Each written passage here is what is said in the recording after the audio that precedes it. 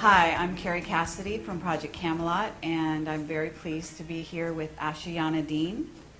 And basically, I think I'm going to let you do your own introduction as to who you are and some of your background.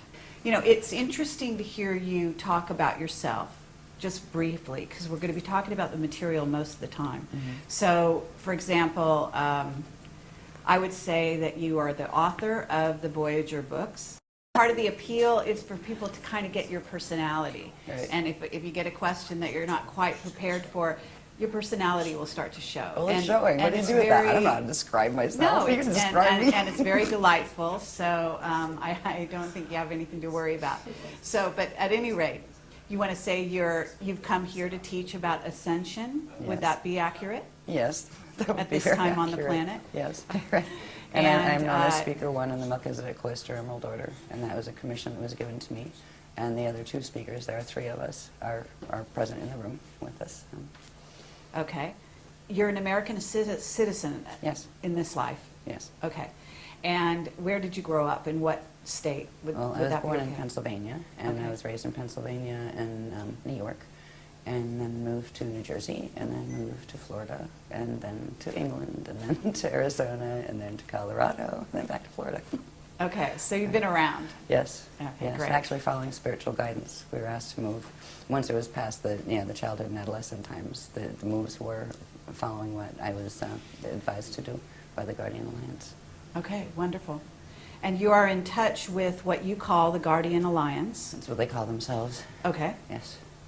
And do you consider yourself a channeler? Because I'm aware of what it is you do, but I'm going to ask you questions that may seem wrong. Okay? Feel free. And so at that point you can correct me, and it's totally fine. It's not channeling. In fact, we teach against channeling because it's dangerous. It is a process of electronic data streaming. That it's quite sophisticated, but it doesn't work like channeling. Channeling involves literally another entity coming in and sharing a body with you, and that is not permitted in our teachings because it can actually damage your DNA. This is an electronic data streaming called chelantic transmission, and it is literally electronic data streaming, but interdimensionally, as opposed to simply on the horizontal like we do it here. And that is the way that the Guardian Alliance communicates with me and has since childhood. But they have also, in my younger years, I had both negative abductions with negative groups of visitors, and it was the Guardian Alliance that actually rescued me from those situations. And I learned a lot about why I had the experiences. It had to do with the contract I came in with, that it takes most people quite a few years to wake up and realize what they came in to do, what they birthed in to do. And that was why I had the issues with the with Zetas and things like that when I was in my younger years. By the time I was 12, the Guardians had begun teaching me for the commission that I later learned what it was for Speaker 1 for the Melchizedek Cloister Emerald Order.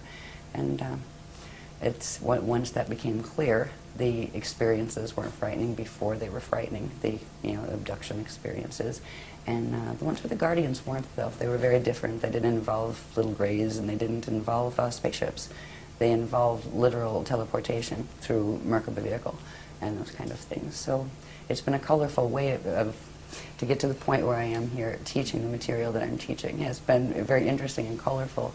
In the first few years, I was required to speak about that a lot. That's why I don't like to speak about myself anymore. I'm honestly bored with the subject of me, right? Because the first few years that we went public with the books and everything, it was all about me and my story, and I'm tired of my story. It's out there, go read it if you want to, but this is the interesting stuff, the information we're teaching.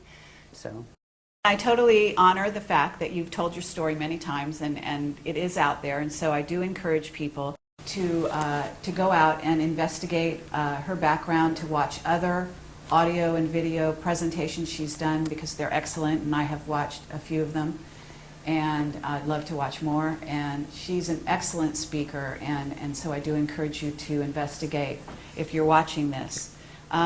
So what I'd like to do from here is really get into what the agenda is of what we call the service to self, or negative-oriented ETs, visitors, what have you. And then if you could talk about that, and then if you could also talk about what the positive side, service to others, is doing, what their objective is in being in contact with us here, and so on. So that's where we want to go. Okay.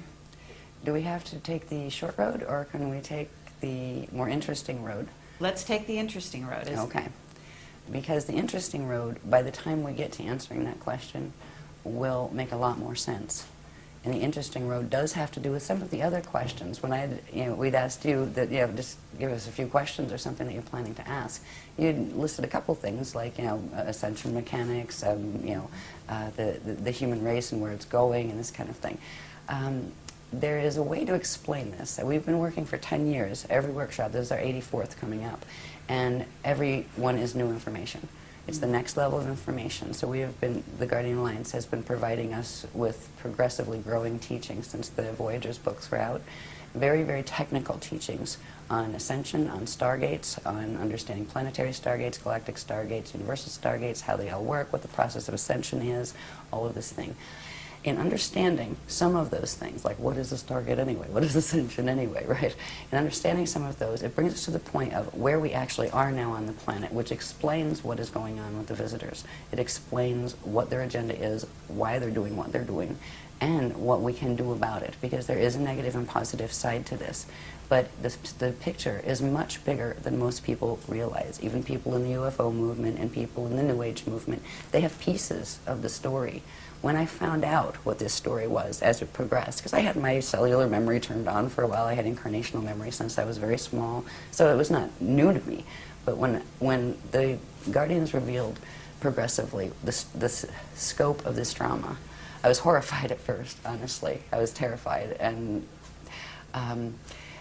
moved past that to the point of realizing, wow, I mean, it is so tiny, the little dramas that we're worrying about here. This is much, much bigger.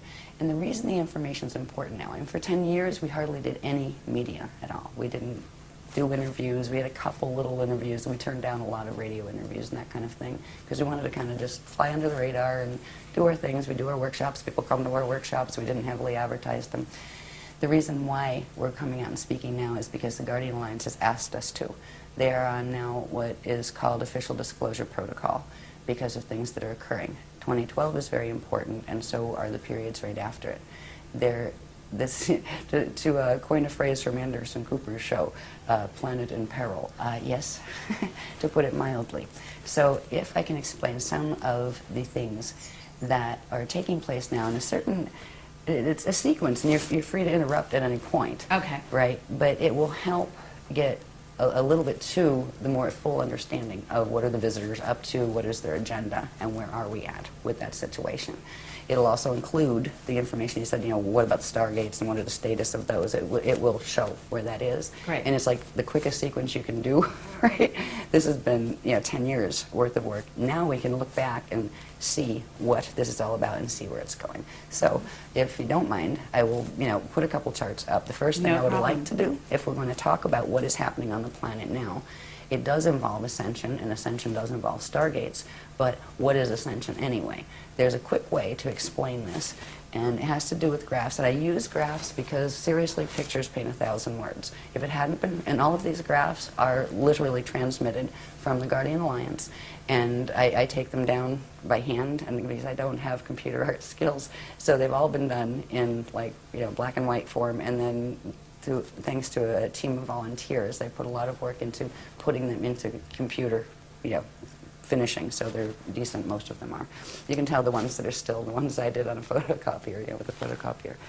But this one, this particular diagram, and also I will qualify these by saying you're going to see diagrams that are one out of, there might have been 50 diagrams in that series explaining every piece of how that worked, what it is, the structure of it, and all of this. I'm just going to show certain diagrams that will show structure, because structure is important. Science here is getting into quantum physics and all of those things, and oh, maybe there's dark matter and all these wonderful maybes. There is a whole order of these things. Yes, there's dark matter. Yes, quantum physics are real, but they have no idea the structures that are involved. This is not a haphazard cosmos or universe. Some of these things, if you're going to understand what ascension is, you need to understand what context it's happening in, and that's why the Guardians gave us the context in the first place. In the early days, they taught us about 15-dimensional physics, and that's not meaning there's only 15 dimensions. Dimensions run in sets of 15, and there are many, many, many different sets of 15-dimensional matrices that have a particular order that form galaxies, universes, cosmoses, plural. It is a multi-cosmos, not just a multiverse. Now, when you think of ascension and stargates that you ascend through, it implies there is an order of stargates within these greater structures. So I will show you this diagram Let me first. ask you where the diagrams came from. In other words, are you getting, you say you're getting this sort of a data stream electronically, and when you say that, I am assuming that you're visualizing, maybe you're getting a No, visualization. I just see them. Okay. Yeah. And then how do you transfer them onto the paper? How do you draw them? Really? Okay. I'm known as the whiteout queen.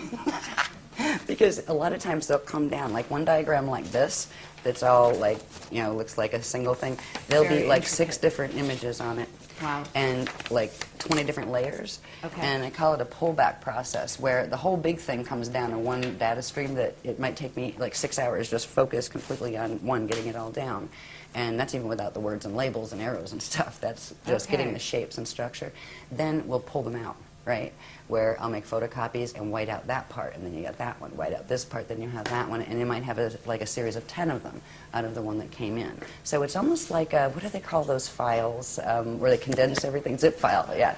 So it comes in like a zip Okay, file, I hear and when you. it opens, there's a lot of heat involved actually. You can feel the DNA activation. It comes through, the chakras activate, and there's like this heat field around me when it's coming through. Or sometimes, depending on the line, because there's different lines, different ones, different levels of the Guardian Alliance communicate, from different places, and some of the lines come in cold, like shiver, some of them come in hot.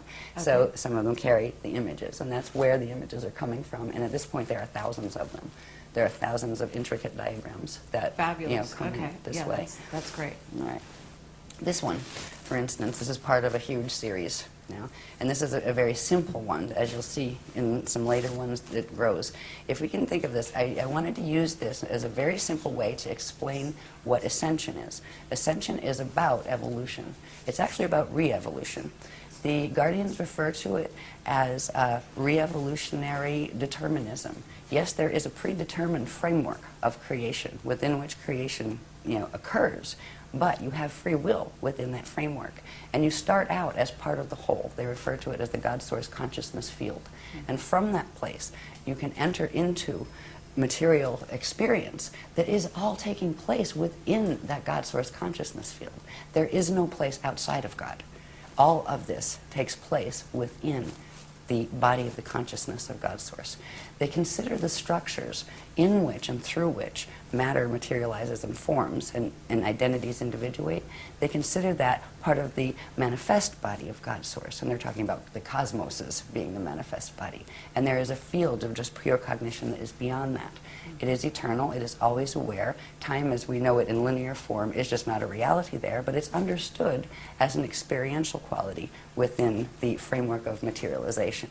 So in that context of understanding a little bit about how we look at God and the concept of God, yes, there is one. It's not some big father dude on with a big white beard that's going to send you to hell if you're bad, right?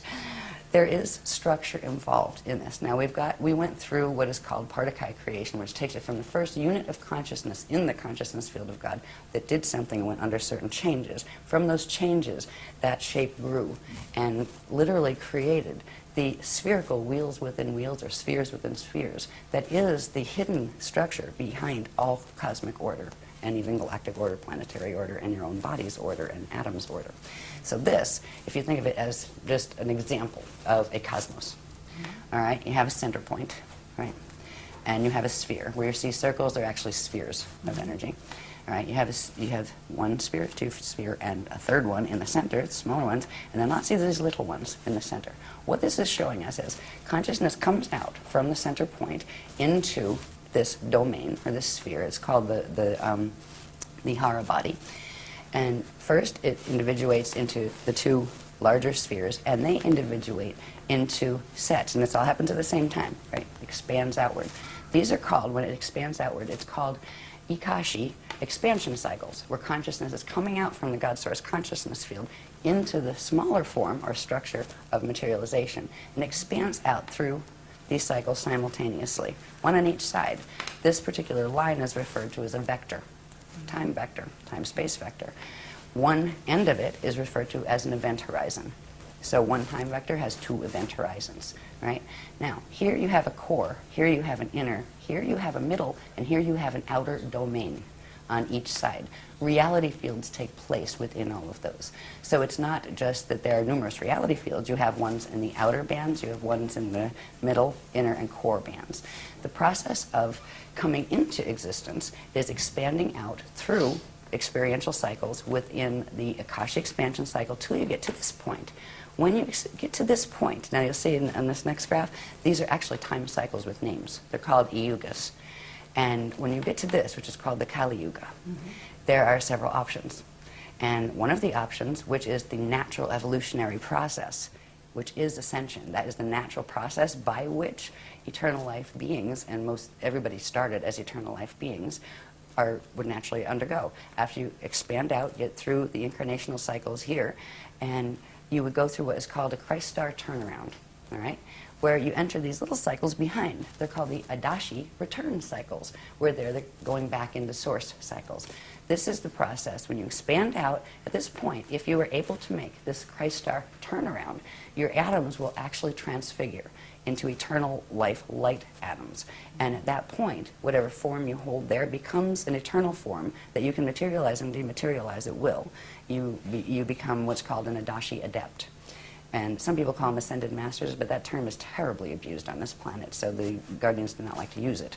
But the Adashi adepts are the ones who have made it through that change, and they are now what are called ashayana individuals, which means they are eternal life and they can manifest, demanifest at will. When they go back through the cycles, go back into center, and they can actually rebirth as collectives, like as suns and those kind of things. It's an amazing process where a being that, say, is a small, like a human being, can actually evolve, re-evolve, to go back into the state of even being like a sun or a star. And it is an eternal process. There is no death involved in that process. That is the natural process for life forms. So when we're talking about ascension, it is about doing the natural re-evolutionary process, but that is not happening on this planet. When we get to this point of the Kali Yuga expansion, there are other things that can happen too. There are certain qualities about the science of ascension that are very, very much about physics. Right? And there are consequences in physics. If things are not working well on a planet, it affects the body of the people who live on it, and the animals who live on it, and the plants who live on it. And if certain things are not working well in the body, the DNA does not function properly, the body will not produce the chemicals, and a particular one called celestaline, that is required in order to allow the atoms to merge with their antiparticles without annihilating. That allows particle and antiparticle to come together. They shift angular rotation of particle spin, and you can literally turn into a radiation wave. And that's what it means actually to go into full Merkaba and be able to go through gates. That is the process by which you go through stargates. So if we talk about ascension, it is the natural process of being able to expand out. You were out in the Kali Yuga cycles, finally we're out here. Now we have choices. We can ascend, or if we get stuck here, there's another path that we can take. It's called the Kali Rama path. It is the path of step back. You can go back here to the stage before, and then have to rebirth out again into the cycles in the outer domain and it's almost like a restart. Do it over again. So hopefully you fulfill all your ascension codes. It's what it's about. It's about activating your atoms to the point where they can fully transfigure. And if you can do it in a cycle again, then you can ascend again. There's another path that can occur here. There are basically three paths. The other one's called the path of Kali Dima. That is the path of fall. That is where you get stuck here. You can't step back and you can't go forward because of the choices you are making in your life that are affecting directly what your DNA can do, and what consciousness you're aligning yourself with affects the frequency that your body is able to carry.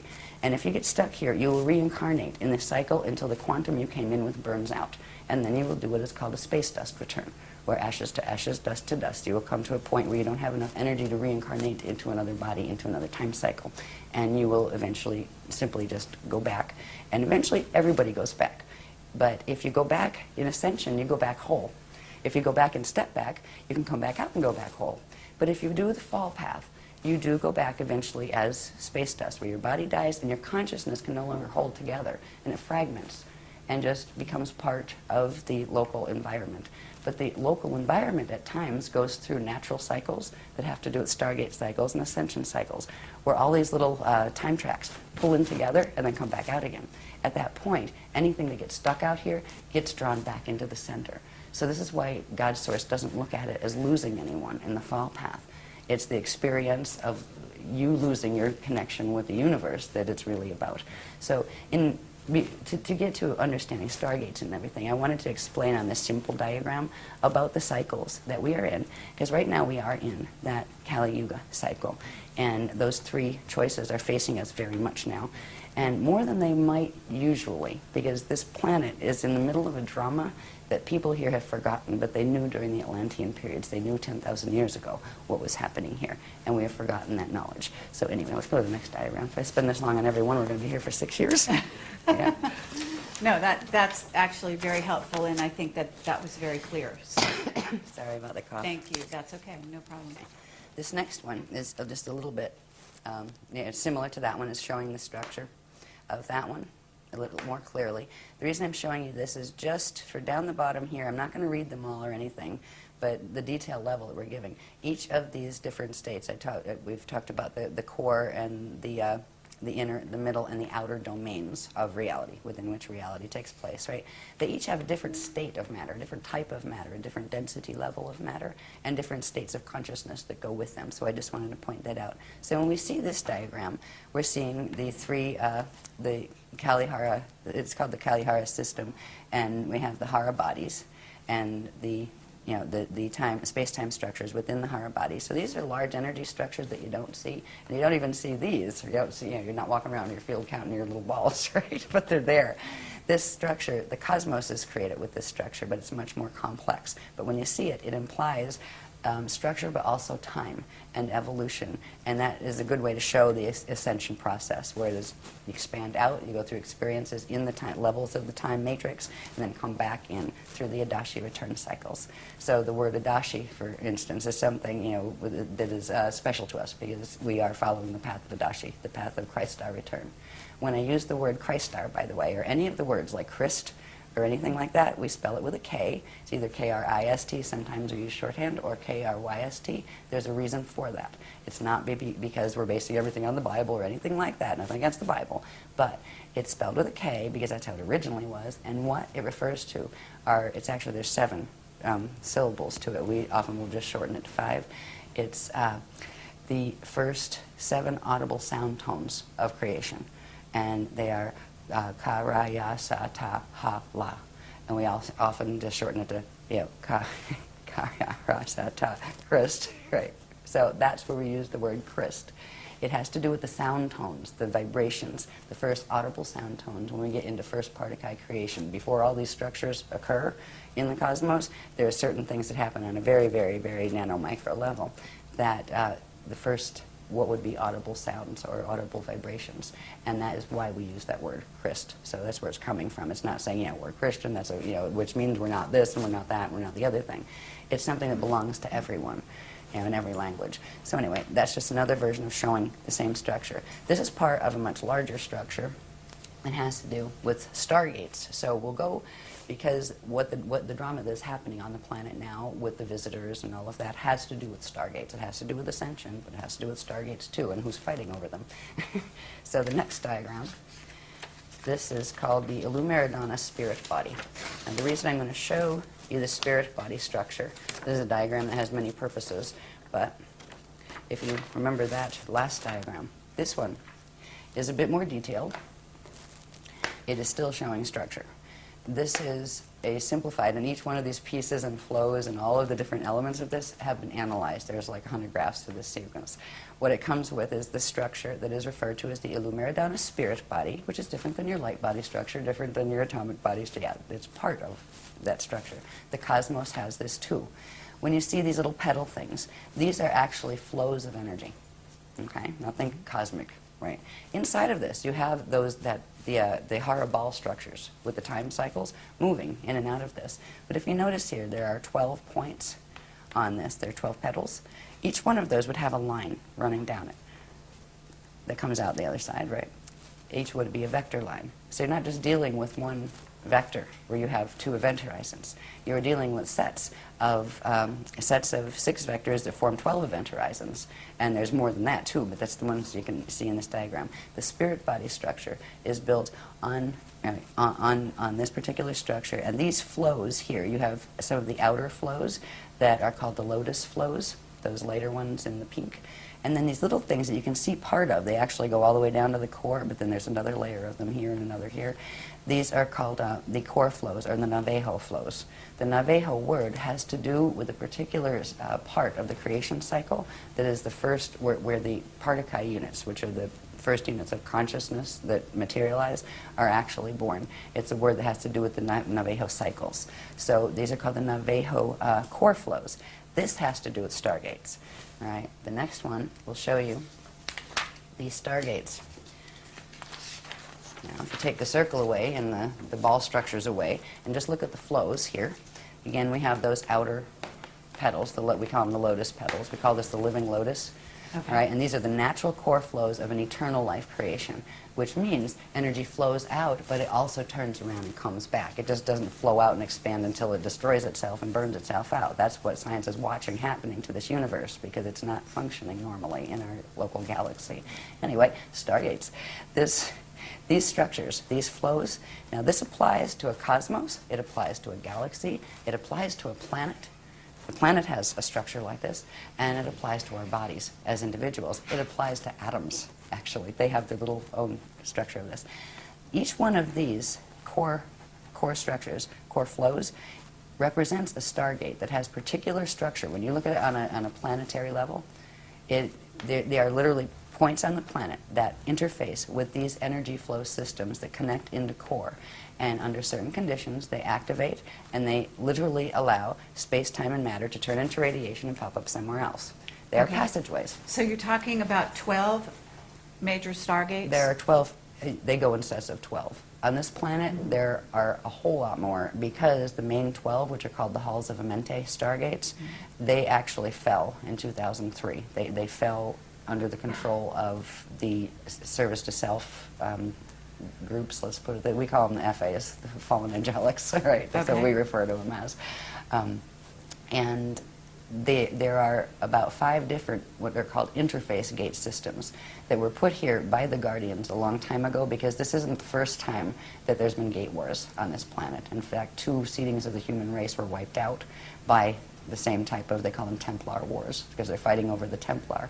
The Stargate system on a planet or in the universe is referred to as the Templar, and that word refers to template pillars.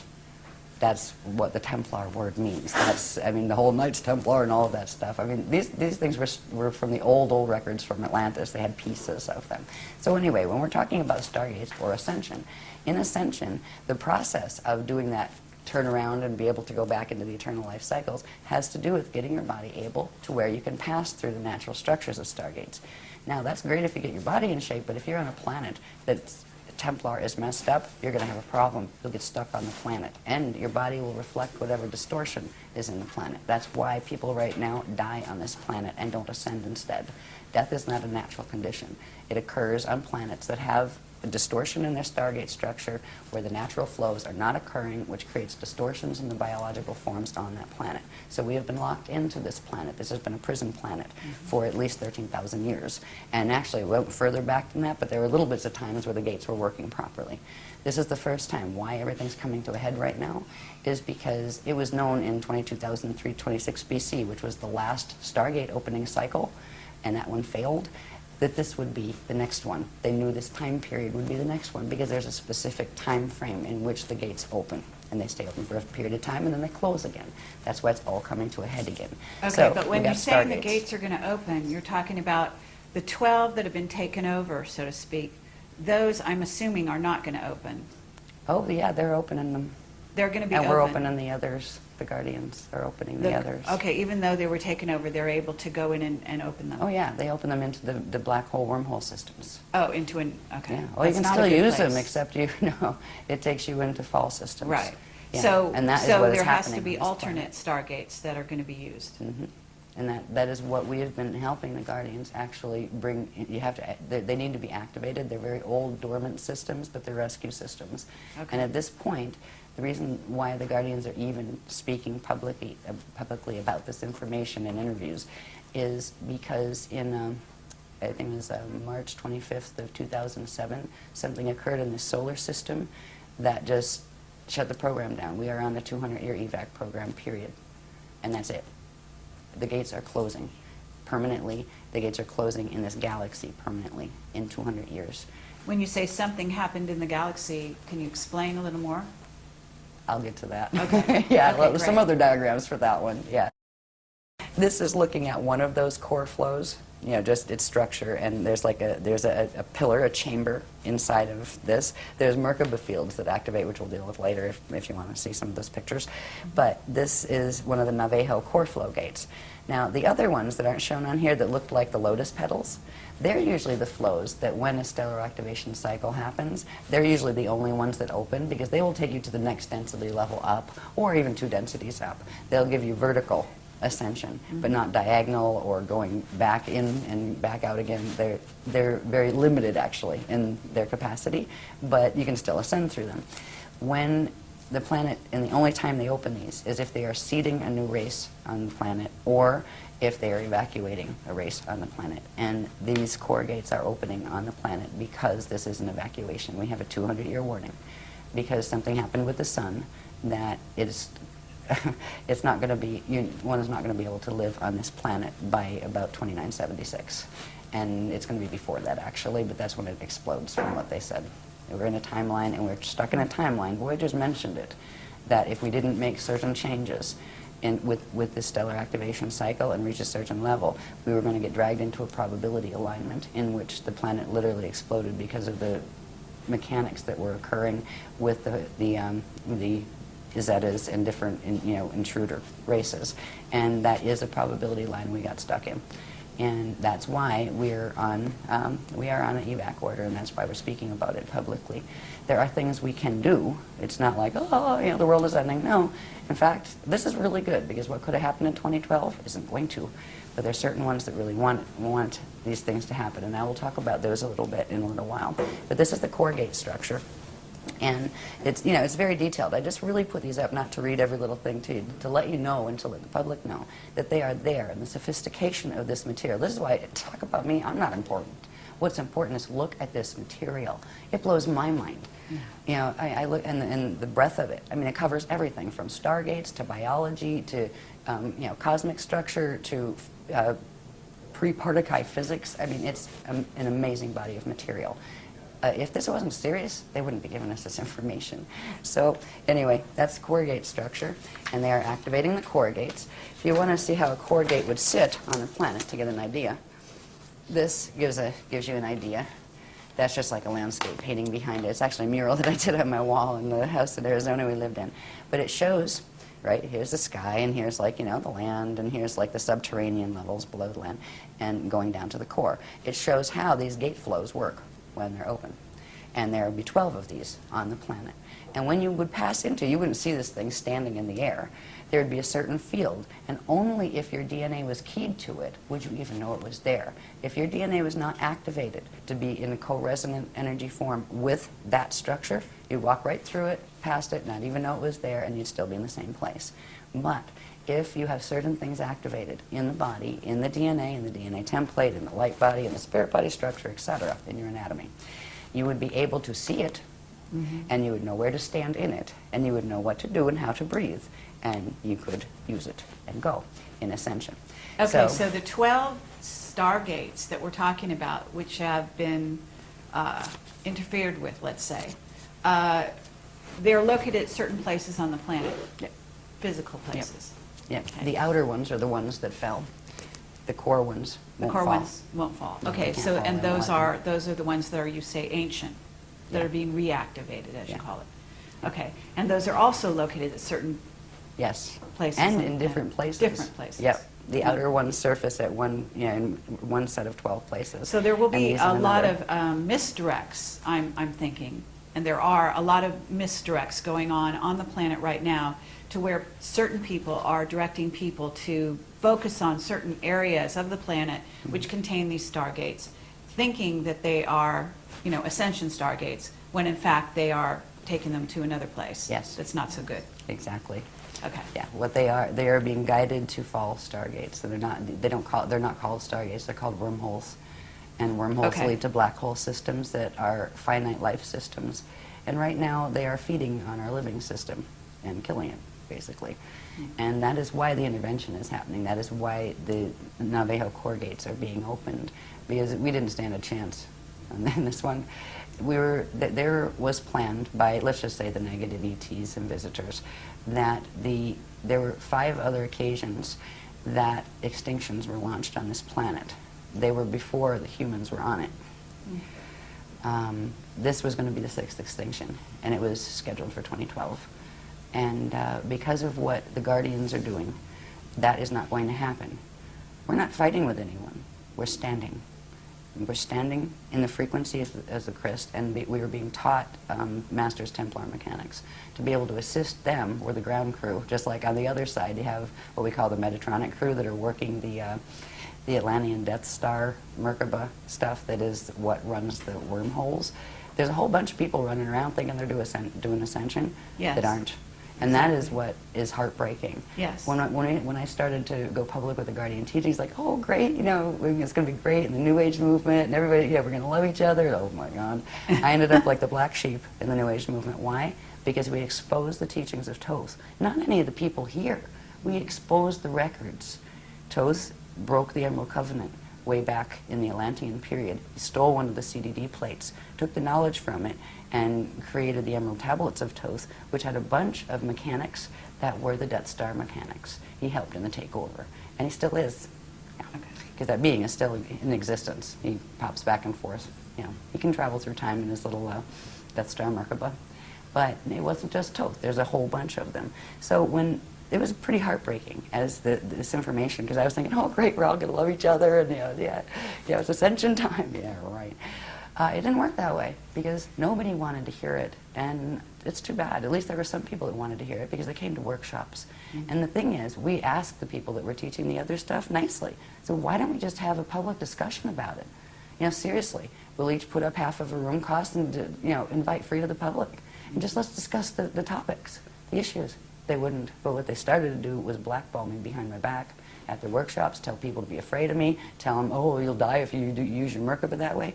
We have more Merkaba mechanics than they could dream about. I mean, they couldn't touch the stuff with a 10-foot pole. That's why they wouldn't even take on the challenge of, come, let's talk about it. Let's talk about the history. That's, that you can say, well, it's this or that. But these mechanics are indisputable, because they don't have the things that link them together. The Guardians showed us all of these different things, sacred geometry, how it fit, not just, oh, here it's a this. What is a that? What does it mean? How does it connect to the cosmos? They showed cosmic structure in order to show how it's supposed to work, and then they showed where the distortions they're teaching fit and what they do to pervert it. So it's been very intense since we came out with the work, and it hasn't changed. But there's a group of us that just resonate with this and go, wow. Just wow. Okay, no problem. Like, well, that's one of the reasons I'm here. And, I'm aware of the distortions out there. I'm aware of the attacks and so on and so forth. And again, I have to say that people need to really go into their hearts. They need to use their heart and their intelligence to discern what resonates.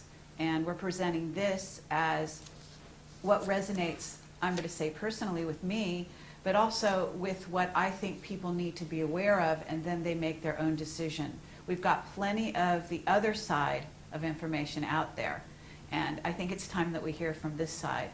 And so, you know, I really want to thank you for making this opportunity possible. I do want to say that there are a lot of people out there that are following the wrong path. And if there's a way that you can also talk about the distinctions so that they can be aware, like if you get this, you might want to question more the path you're on.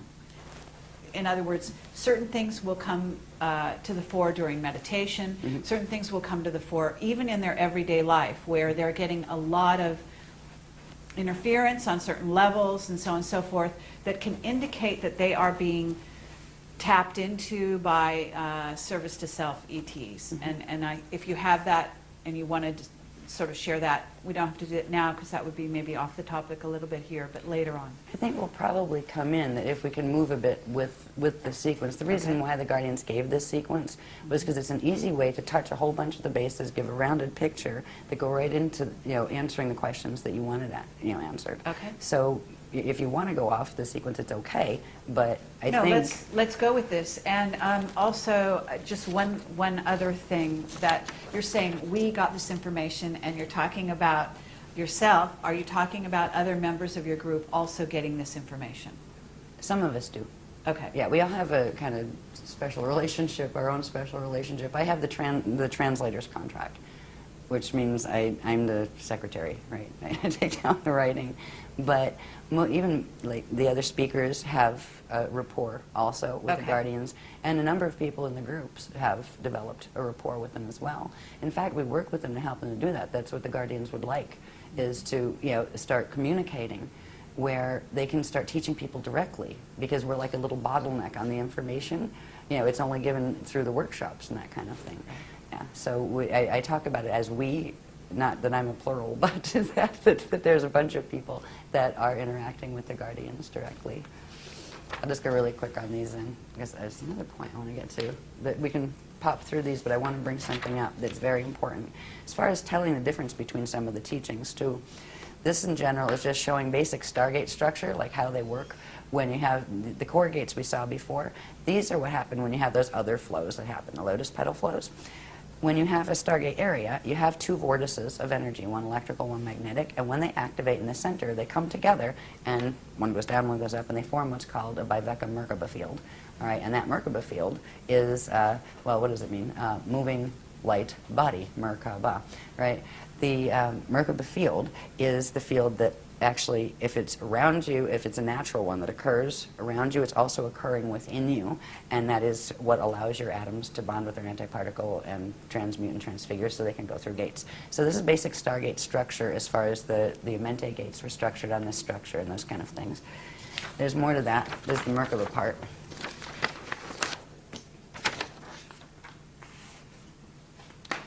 All right, there's the two vortices, right? And this is when they come together to form a Merkaba field. Now, this is a Merkaba field that's just done with vortices. These get more specific where they have fins, where they're actually like three-sided pyramids that move through each other. But I just wanted to see the basic structure of when Stargates activate. These Merkaba fields, which are vortice fields, you know, activate within them and also within your body and around your atoms and in your atoms. This thing here is something that I would like to point out. This is called a Kathara grid. Light, sound, one, Kathara.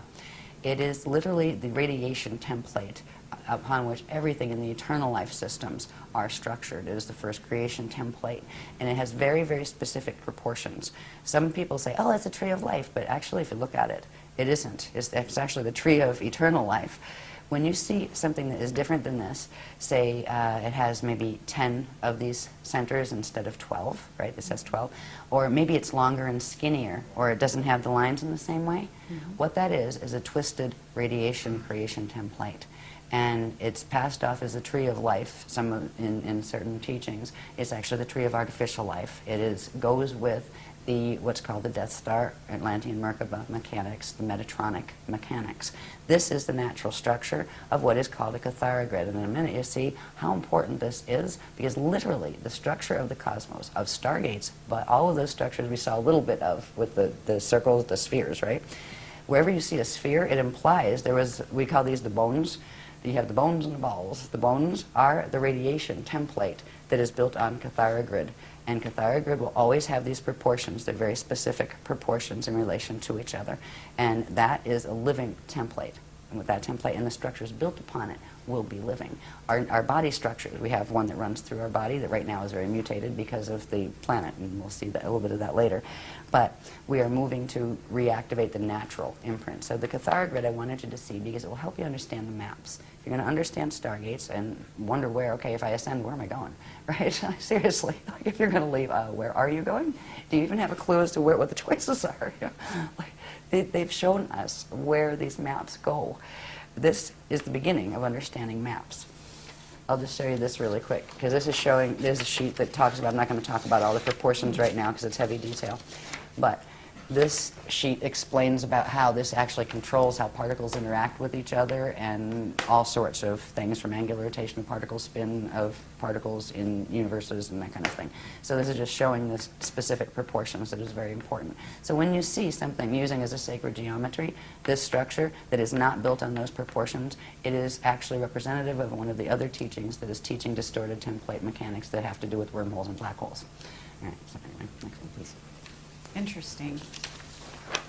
Yeah, the more this came out, the more horrified I was. I really was. I was like, oh my God, please, I don't want to have to talk about this, right? It was very hard. Now at this point, I have to have a sense of humor about it. Whereas, okay, so I am the pariah of the New Age movement, whatever. Somebody has got to let people know about this. That's why I still do, because it makes more sense than the other stuff that's being taught. And there's so much love in these teachings and in caring about people enough. Like, okay, so you might be mad at me because you liked that paradigm over there, and I just kind of don't mean to be a whistleblower, but if you're hurting yourself with that Merkaba, maybe you should not do that, Anyway, go back on this. Sorry.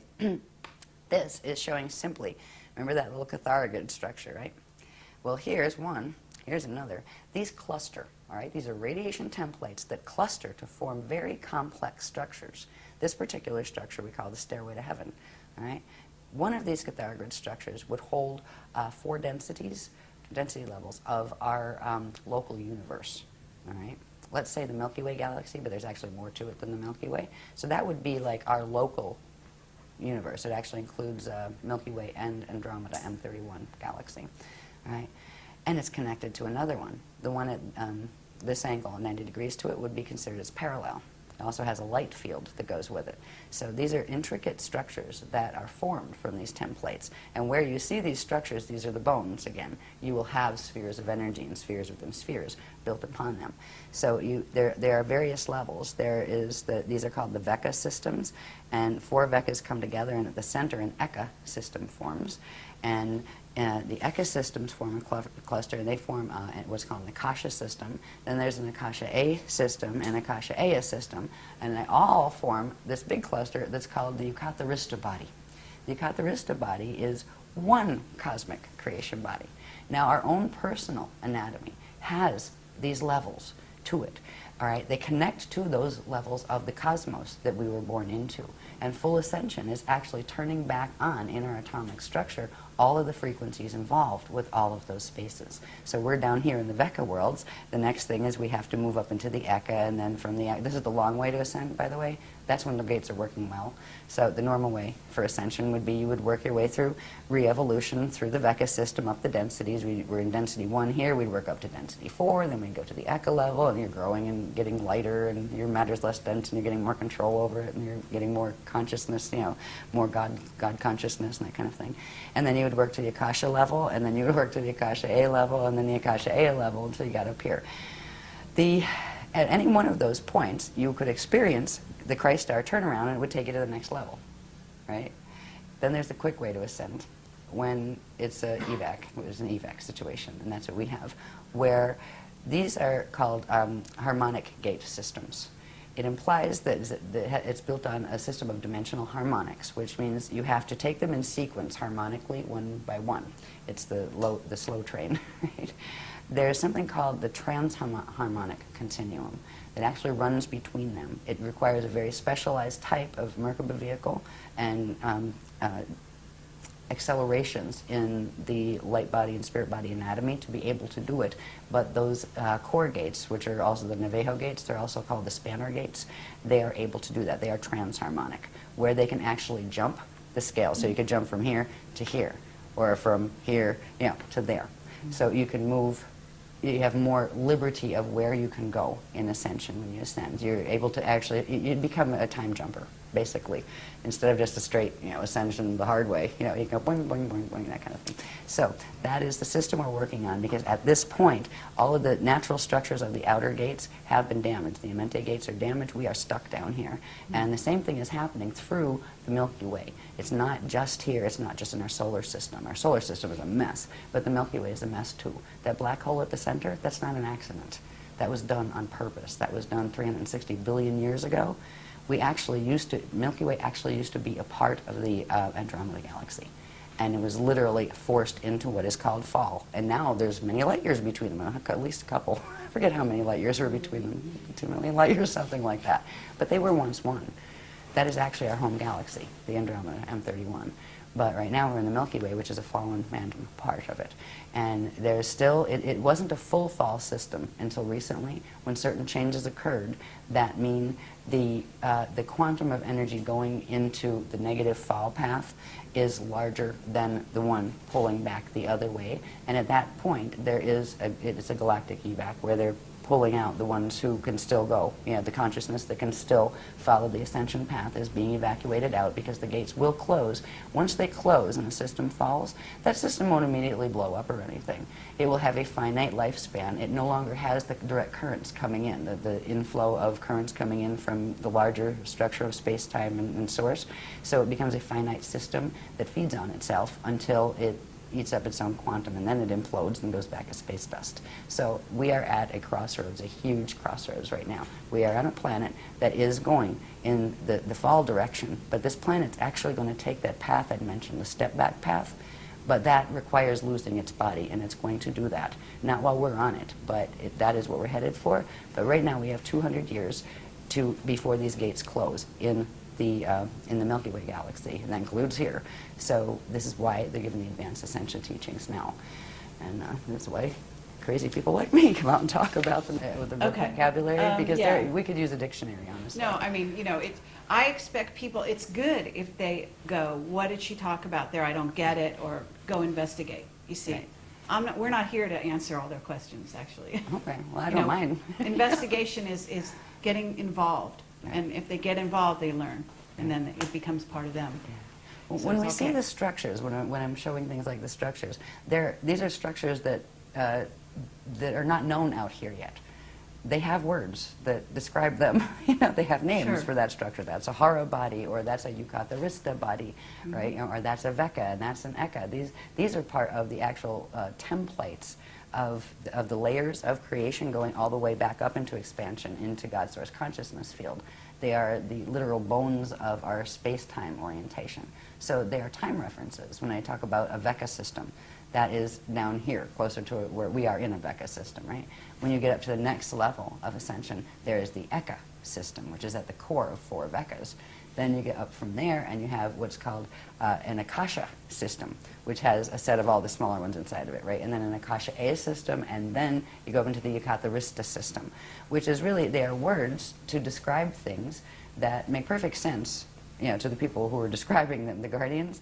Sure. They're words in the ancient, what's called Anahazi language, which was the first spoken language in this time matrix. So a lot of the language that is used, that it's like, what is that? It's translations from those languages. Okay, does because they carry the Anahazi meaning. relate to Anasazi? Actually, it does. Okay. The Anasazi were connected to the guardians. Actually, So did they ascend? Is that why they disappeared? some of them did. Others, they were actually raided, from what I heard. They were raided and overtaken by another group, and some of that other group became Anasazis as well, where they became violent. And the original ones weren't like that, and yes, some of them were evac locally, is what I heard. Okay. The Kabbalah is got to be, I'm going to just say it here. To my understanding from what you're telling me is that Kabbalah is not the positive ascension path. I would put this way.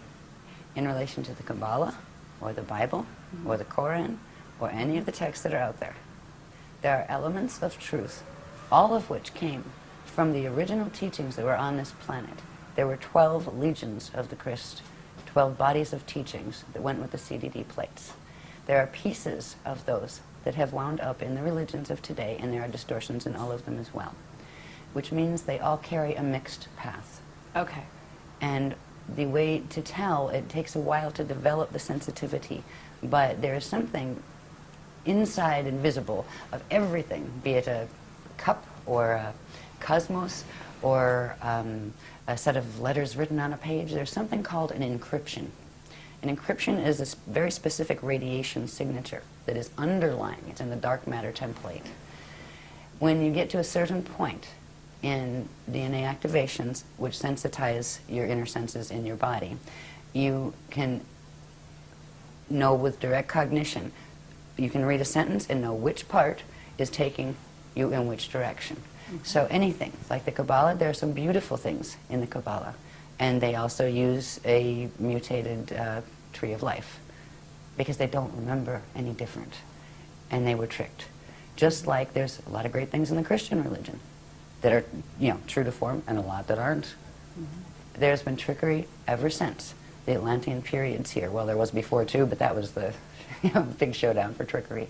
And what we have now are the trickle-down ideas and piecemeal memory and piecemeal history of what could be salvaged from that time. There's a reason we don't remember. We'll get into that a little bit when we get into that stuff I talked about at the end that was important.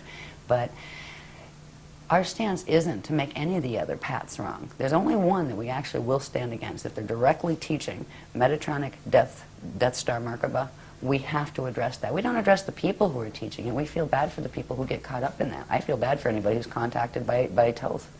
Because, I've known Toth in other lives, and I've known Toth in this life. And he once upon a time was a speaker, an Emerald Covenant speaker. And he broke the Emerald Covenant, and he decided to go with the Anunnaki races and go into a fall path and stole the technologies. And part of what he did is why this planet is going in the path it is now. So it isn't the people that, we don't blame the teachers of those things, or the people listening to channels and they don't know what the heck they're listening to. I mean, right, it's cute and it's fun and it's lovely, and right, check its resume. But how do you? We're any of the religions, any of the New Age or the Old Age religions, there's good and there's not good in both of them. And it's almost like you need to feel out and to feel what works right for you, but don't limit yourself to just saying, oh, well, it has to be the Jehovah God, or it has to be the Allah God, or it has to be the this God or that God. You can call God whatever you want, but God doesn't really need you to call it anything. It is beyond gender qualification. We were created in the image of God, all of us. And that doesn't mean we are all male or all female. It means we are all living consciousness fields that have the potential of direct creation and eternal life. And that is what that line meant. So the Kabbalah is fine, certain parts aren't. Same applies to every paradigm that is, traditionally on the planet, and a lot coming in from the New Age, except for the Death Star mechanics. They're very direct, not sacred geometry. So, did that answer that question? Yes, absolutely. Okay, Thank you. good. Alrighty, where are we? Back to this. I just wanted to show this again quickly. This again is the diagrams we've used to show the structure of the spirit body with its flows and its core flows, and that's also the gate structures and all of that. It means that the cosmos has sets of spirit bodies. There's like lots of these embedded within each other, and we also have our spirit body. When I refer to our spirit body as part of our anatomy, it is structured in this same way. Okay? And we'll see in the next one how that fits in with, remember the Stairway to Heaven and the Yucatharista body? Right? Those structures are actually part of what's called the light body anatomy, be it on the cosmic level or the personal level. This is how they fit together. This is that Yucatharista thing with all those little interwoven catharogrids, right? And this is the basic structure of spheres within spheres from the spirit body, the cosmic spirit body, that all of those exist within. Every one of those little catharogrids would have a set of these, right?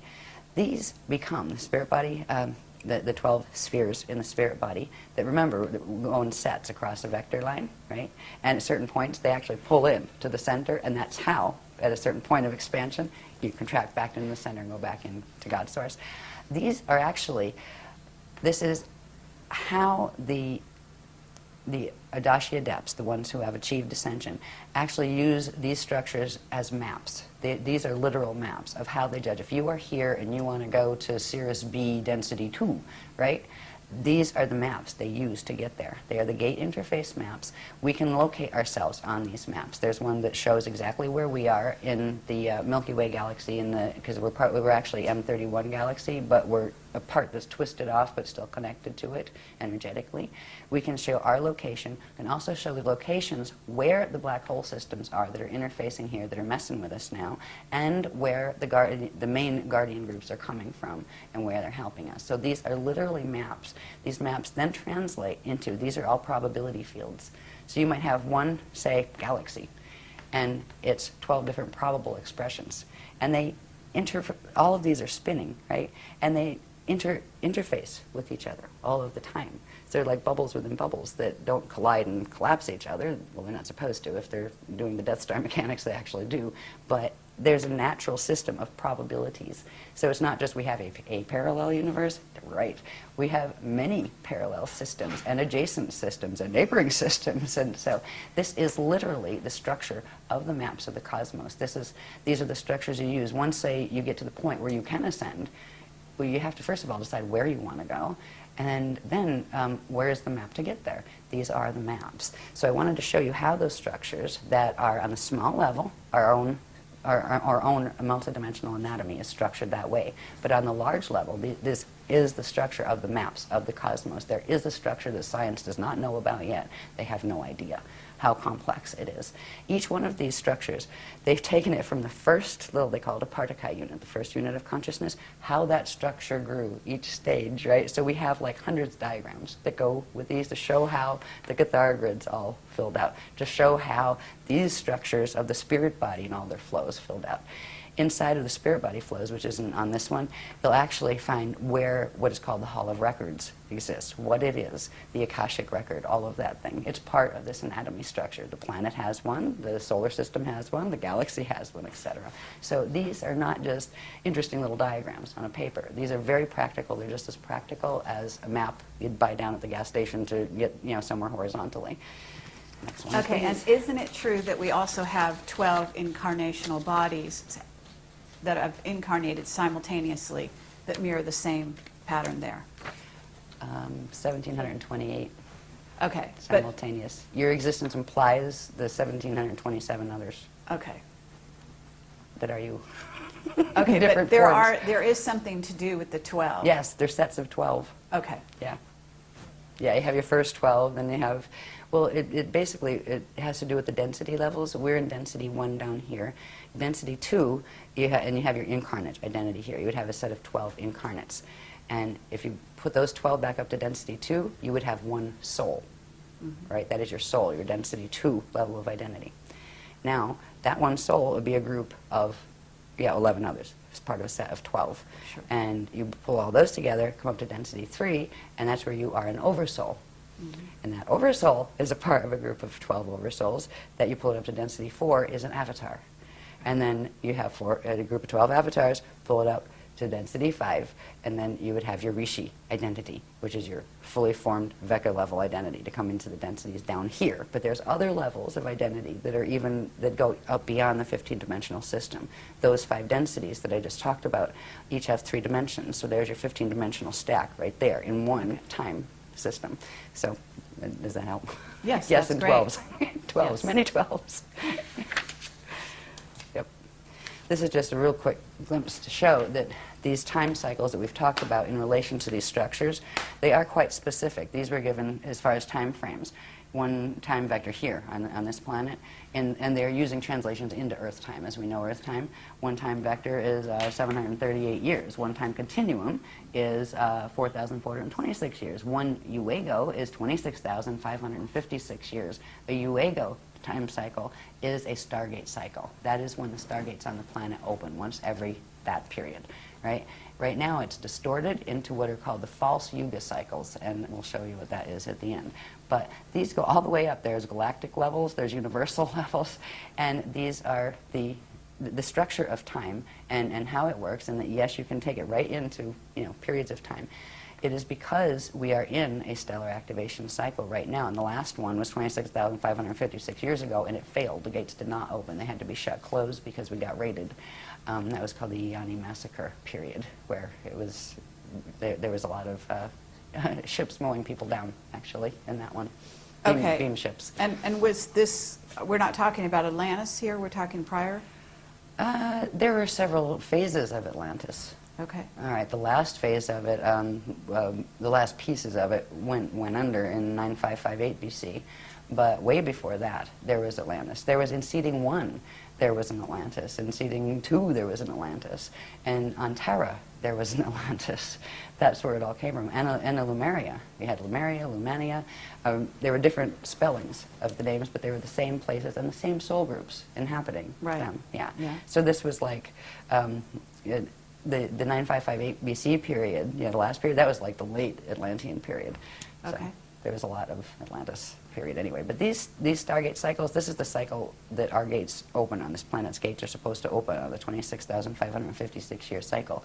It's now been shortened because of what they're doing to the planetary grids and the Stargates and the Templar to what's called the false Yuga cycles, which is plugged into the precessions of the equinox, which is not natural. And we'll look at what that is about and when that started, because that really came into fore about 13,000 years ago, when a major victory on, and this was an Atlantean drama, a major victory on, just let's say, the dark agenda side had occurred. They created something called the Toral Rift.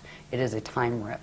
And they literally plugged Earth's Templar into this time rift and knew that when it came to the next stellar activation cycle, they would use it to draw Earth in. It's not just Earth they're after. Earth connects still to its corresponding planet, or star actually, in M31 that is called Eartha. There's still a direct energetic link between the gates. They're after M31 as well. So it's much bigger drama than people here realize. They're not just after little Earth. Earth has always been a fighting place because of its connection to the larger universe, and because it was connected as part of what was called the Crystal River Host. That was when, a long, long time ago, 360 billion years ago, when the Milky Way fell out of M31, there was a whole collective of guardian beings from various other, I hate the word ascended just because of the way it's misused down here, of the Adashi Adepts, people who formed a coalition to assist in trying to re-evolve the Milky Way back into its natural position so it could continue as an ascension system. So, excuse me, I'm getting interrupted. They want me to go somewhere else. Okay, I don't know. Sometimes it'll happen. I'll let you see that. I don't have to let you see that, but I did. All right, they're saying go somewhere else for now. We'll come back to that. Okay, anyway. So they don't want me to talk about galactic history yet. Okay. Yeah, I get that sometimes, even when I'm on stage. Okay, where I'll yes. just get a little, hello. Okay. Why are you saying, what is their motivation? And if you want to put this question off till later, we can do that. But what you're saying, they were after Earth, and they were after it because of its connection with the larger universe. So why?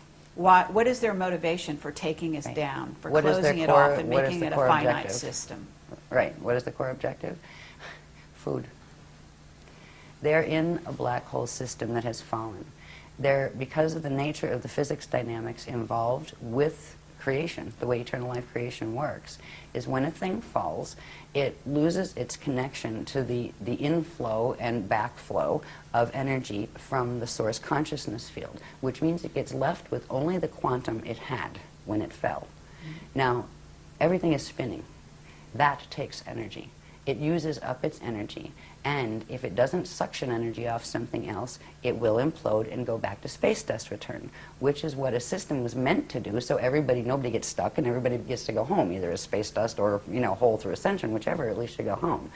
These groups that have adopted the false creation, they've tried to recreate the creation because they didn't like the consequence their own choices brought to them in relation to the physics reactions to the actions they took. They ended up in a false system, and they wouldn't face the reality that, you can make peace with that. Even if you're in a false system, you can say, well, you know what, that was pretty dumb to get ourselves into that, but we're here and we can handle ourselves with grace. We can still love creation. We can still act in loving ways. They decided instead it would be more interesting to keep themselves alive by using a vampire technology. They're going after it for quantum food, to feed their system. If they can harness this system, literally the entire quantum of energy that is in this system will be drawn into their black hole system, which will give their whole system more life. So they're postponing the inevitable, but they keep using these technologies to do that, and they prey on living systems. But there is a point in time where that backfires, and they're getting very close to that point too. So anyway, that is the core motivation. Okay. It's not that anybody's mad at anybody else, or they're fighting over this toy or that toy. This is big. They're fighting over survival, and they feel that they have to kill the living systems in order to have that energy as food, period. And that becomes the most important obsession for them. And it is a twisted thinking. When a being gets that far into de-evolution, where it really has no remorse, they don't have what you'd call emotional bodies like we do anymore. They don't care. They just take. And they don't care about giving. They don't think about that. And they don't want to hear it. You can't rationalize with a certain level of fall consciousness. So that is what we're dealing with. And that is why. It is a very large story. But it's really not very personal story. You know, it's like, don't take it personally. Do you take it personally if you're swimming and a shark rips off your leg? It's a shark. Sure. You had a leg. It swam by. I mean, you know, are you going to hate the shark? It's just doing what its instinct moves it to do. And that's kind of like what is happening here. So that's how I've been taught to look at it. And I'm at peace with it. I don't like it, but I'm at peace with it in that regard. But I will stand for the things that, for me, that mean the most to me. And I believe in the loving creator God source field, and I believe in being fair to people, and I believe in telling the truth even if it's hard, and I believe in facing the truth even if you'd rather pretend it wasn't there, and dealing with it and taking it forward from there. So anyway, those consciousness don't think like that. But that's what it means for me when I say, you know, we stand in the Christ. That's what it means. It's not fighting with these beings. You know, I mean, you can do that, but they're just engaging your energy anyway. But we do have to stand and work the gates here. Somebody has got to take care of the remaining gate potentials here so the consciousness can evacuate out within the next 200 years that is going on the upward swing. So, is that good enough? Okay, yeah, very good. Tangents. So this is just showing the time, like there are literal translations into Earth time, and this would apply, like you could go sit on Venus or something, and then you could translate them into Venus time, which would be different, because time has to do with how fast things spin and all of that. You know, like, yeah, never mind. Physics of you know, how long your day is and your sidereal time and all that crazy stuff that I don't like. With all the structures and processes that we've learned that have to do with that structure of the spirit body and its hara centers, which are the probability structures that at certain periods pull in, right? And that's an ascension cycle when they actually pull in, and then a new creation comes back out. There are ways to track those cycles. There are ways to track from the point of conception onward how your body grows in cycles. And there are also ways to track an evacuation cycle, and they all can use this diagram. This diagram has to do with octants and specific ways the energy is divided up and within those structures that we've looked at. And this is just showing, it's called the loadout schedule from 2008 to 333 AD cycle. Now, it doesn't mean we get this, the gates are going to be open here until 333 AD. They're going to close over here in 2230. That is when the gate systems here close. But this is actually showing that, okay, once you get through here, there's certain stages. We made it through what was called the Kalihara celebration. We called it a celebration at the time after certain things happened in 2007. As we moved into 2008, if we did not hit on this planet a certain level of core vibration, we would have gone into fall right there. We would not have been able to hold a host. All the gates would have shut except the fall gates, and we would have all been stuck, and it would have, well, we'd all been extinct in 2012. That was the other side's plan. But we did make the vibration for the Kalihara, which allowed us to pick up into the host, which is called the Crystal River host. This has to do with a stream of energy currents that are coming in from a matrix that I'll show you later on the maps that are the high level of the Guardian Alliance. They're like the ones that wrote the books originally. They're like the small layers from our matrix. These are massive Mashayanic beings, and that means they're the eternal life beings, the ones who have gone through the Adashi return cycles, and so they're. Anyway, we were able to pick up the host, the planet was, where it could anchor those frequencies as long as there was somebody here to anchor it, and that is what our groups have been doing. We are I mean, our bodies are energy, everybody's bodies are energy, and we're all anchoring something. And right now, the planet, most of it is anchoring the Metatronic currents. And there's a few people that just because they happen to have the DNA codes that they are connected with the crystal and don't know it, are just going about their little lives, but anchoring it, the good currents anyway. But there are, I'm not aware of any other groups that are working at all with the Christic energies as far as the grid works they're doing. So we go around and we do grid work, and very specific grid work. You see these type of diagrams? Well, when we go to do like grid work someplace, we know what a vortice is, right? We know where to go. We know this information. We don't just go play like a planetary guardian like a lot of people do, unfortunately. Mm-hmm. People that are inadvertently anchoring the negative currents and opening gate sites on the the wormhole codes because they don't know, because nobody taught them the difference between them. So anyway, we made this into this cycle, and this is good because if we didn't, it would have been all over in 2012. But we passed the Kalihara cycle. We're in this cycle period right here, right now, which we haven't come to the center point yet. That'll be 2027 when we hit this point in the cycle. There are certain energy changes that take place here, certain accretion cycles. Now, that means energy coming in cycles, right? These are accretion cycles where energy pulls in to a certain point. There are certain things that happen in each of these stages. So we are right here in this stage. This is the first stage of what's called the Kali Krista cycle. This is, what do they call this one, the Barda phase. And then over here, there's the Masha phase, I believe, and that's where you get the Ashayana word from. And the word Messiah was twisted from that word, the Ashayana word, in the ancient Atlantean teachings. That's an Anahazi word having to do with this cycle. And it's related. Is it related somewhat to Mahayana, Mahabharata? Yes. Yes. Very much. In fact, a lot of the Mahabharata texts were some of the remnants that had come up from the Mahabharata texts that were the translations of the CDD plates much earlier. Yeah. So anyway, we have to this point, when we get over here, that is 2047. I don't have it marked on this one, but this would be the point in this cycle. It would be 2047. And this is where something called an infold happens, where when we go back to remembering the vector line with the hara bodies on it, right? And at certain points they pull into the center and then come back out again. That is going to occur with the energy systems in literally in the parts of this galaxy that can hold the host, including Earth, including our own fields. So right now we're making it through this part of the cycle. There's certain changes that will happen here. This is a point, that middle point, during which something called the Bardo chambers open. Now, the Bardo chambers, it can be a pleasant thing, or it can be a time when people evac the quickest way possible. And we are still looking at the potentiality of there could be major Earth changes that occur during this period. And that's at this point, it's like if we get that far, because what's happening between now and 2012 is pretty rough. And what some of the other ones, like those who make wings, have planned for 2019 isn't too pretty either. So we're trying to help keep the grid stable and the consciousness stable just by working energy, as opposed to trying to go out and preach on anything. We teach what we teach. But there are this is a really bumpy period we're going through here because of what the service to self ones are doing. And they are seriously just trying to use this. They're trying to take our planet, forget about us, they don't care. They were planning to exterminate us in 2012 and just use it as torque to drag a whole larger system in to feed their black hole.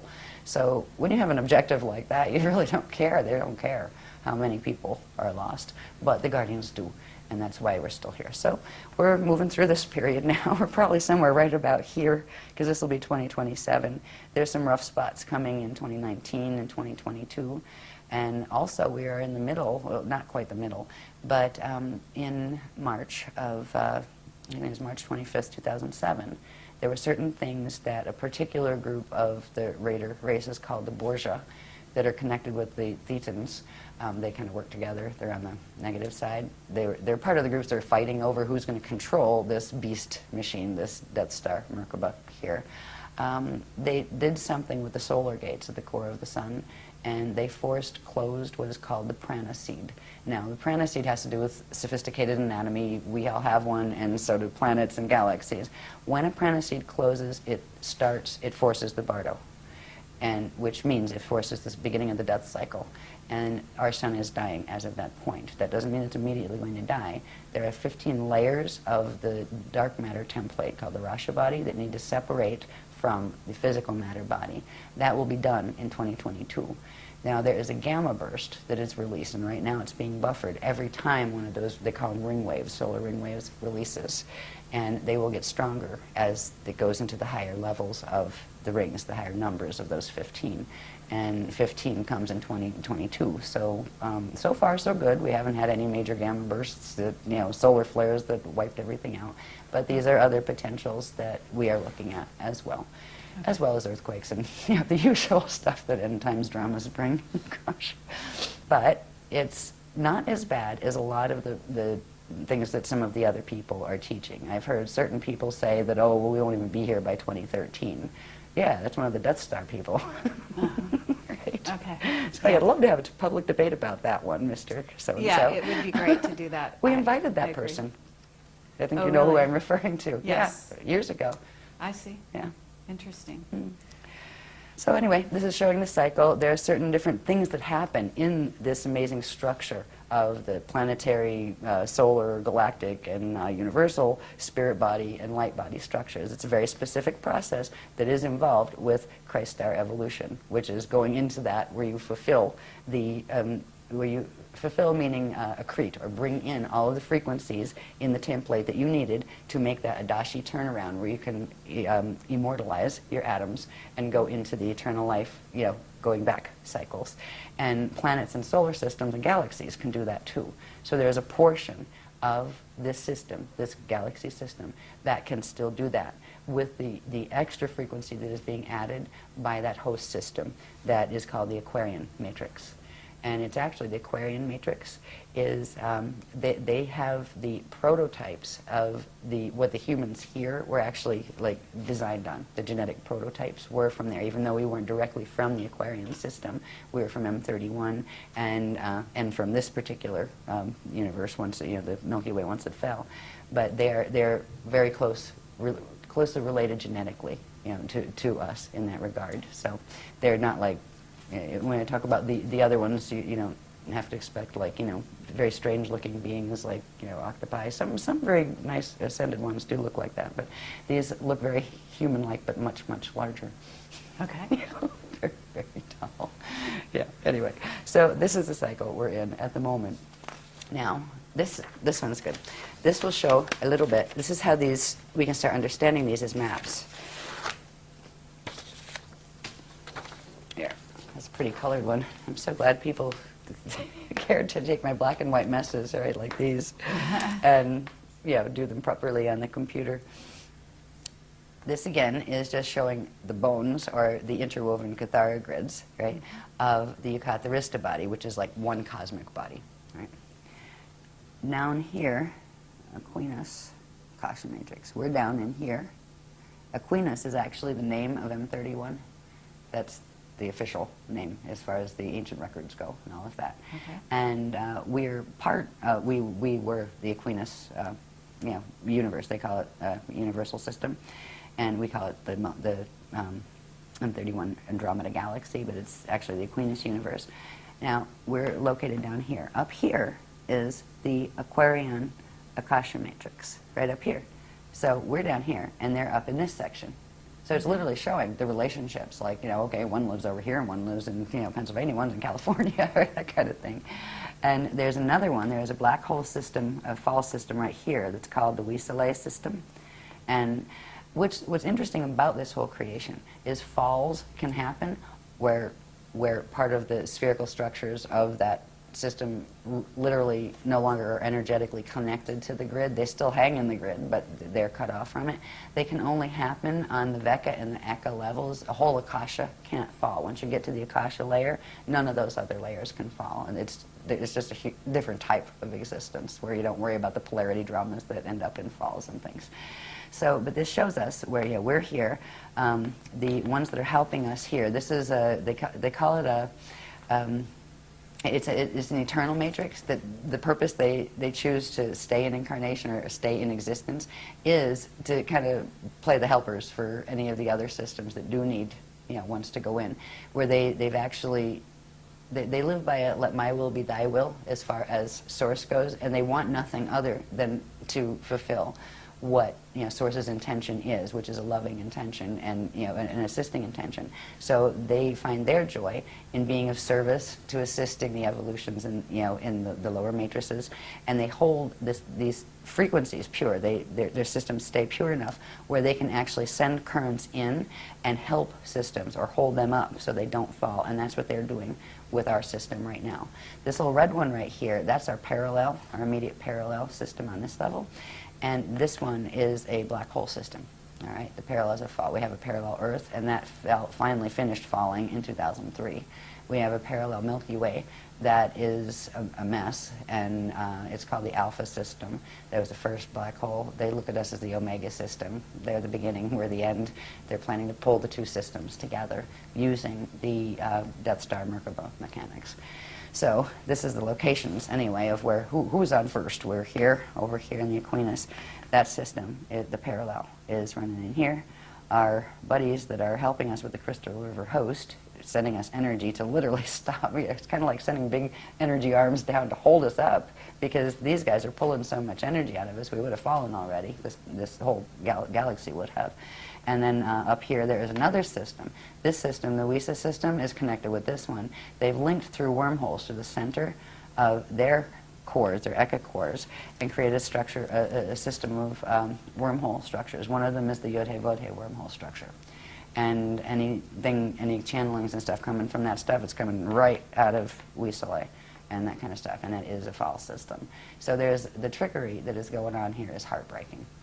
It Okay, seriously can you is. talk at all about the dimensional aspects of this? Because certain of these systems are in certain dimensions? No? Certain of these systems aren't in certain dimensions.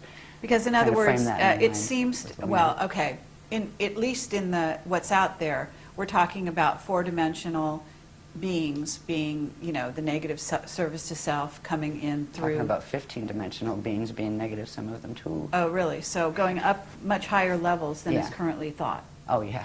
Okay, because that's interesting that Oh, yeah. you're saying there's a backup. Metatron, for example. Metatron is an entity.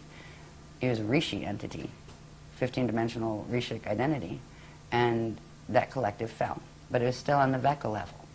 All right, when you get up past the Veka levels, because we have our density levels that are inside of a Veka level. Vekas go in sets of 4, and at the center is an Eka. All that stuff is inside of something called an Akasha level. The Akasha level can't fall, but any of the consciousness or the structures below that can. Okay, and what levels of density then are we going down from there? Each set of, each Veka, each Cathara grid, let's say, those little structures that you saw, each of those has like 4 density and implies a 5th density when you cross through the center. Whether you find that Akasha on the lowest densities in the Vekas or up in the highest in the structures of the Yucatharista body where it can't fall, it's all consistently, there are 5 densities and 15 dimensions to each set. They have Okay. different types of matter and different density levels of matter. Some are heavier than others and that kind of thing. So, but that part is consistent from the smallest all the way up to the largest. It is just the fineness or the refinement of the matter type changes as you go up into the ones that can't fall. There is a refinement to the energy and the consciousness there that you don't find in the one, in the lower systems, even the best of the lower systems. So I think that's how I would answer your question. Okay, and if you get the light beings that manifest here, that are really manifesting, in other words, they really are light beings, what level are they coming from? It depends. Could be anyone from what level up? There's an old saying that light can deceive, but sound tells the truth. Sound is the vibration, right? Okay. The encryption. Mhm. It's a feel thing. You can have really beautiful light beings that are coming in the form of, that are actually FAs or fallen angelics that are coming to mess with you. You can have really, really ugly ascended ones that are really good. They come from many different levels. We are learning to turn ourselves into light. We are the things that they are teaching us now.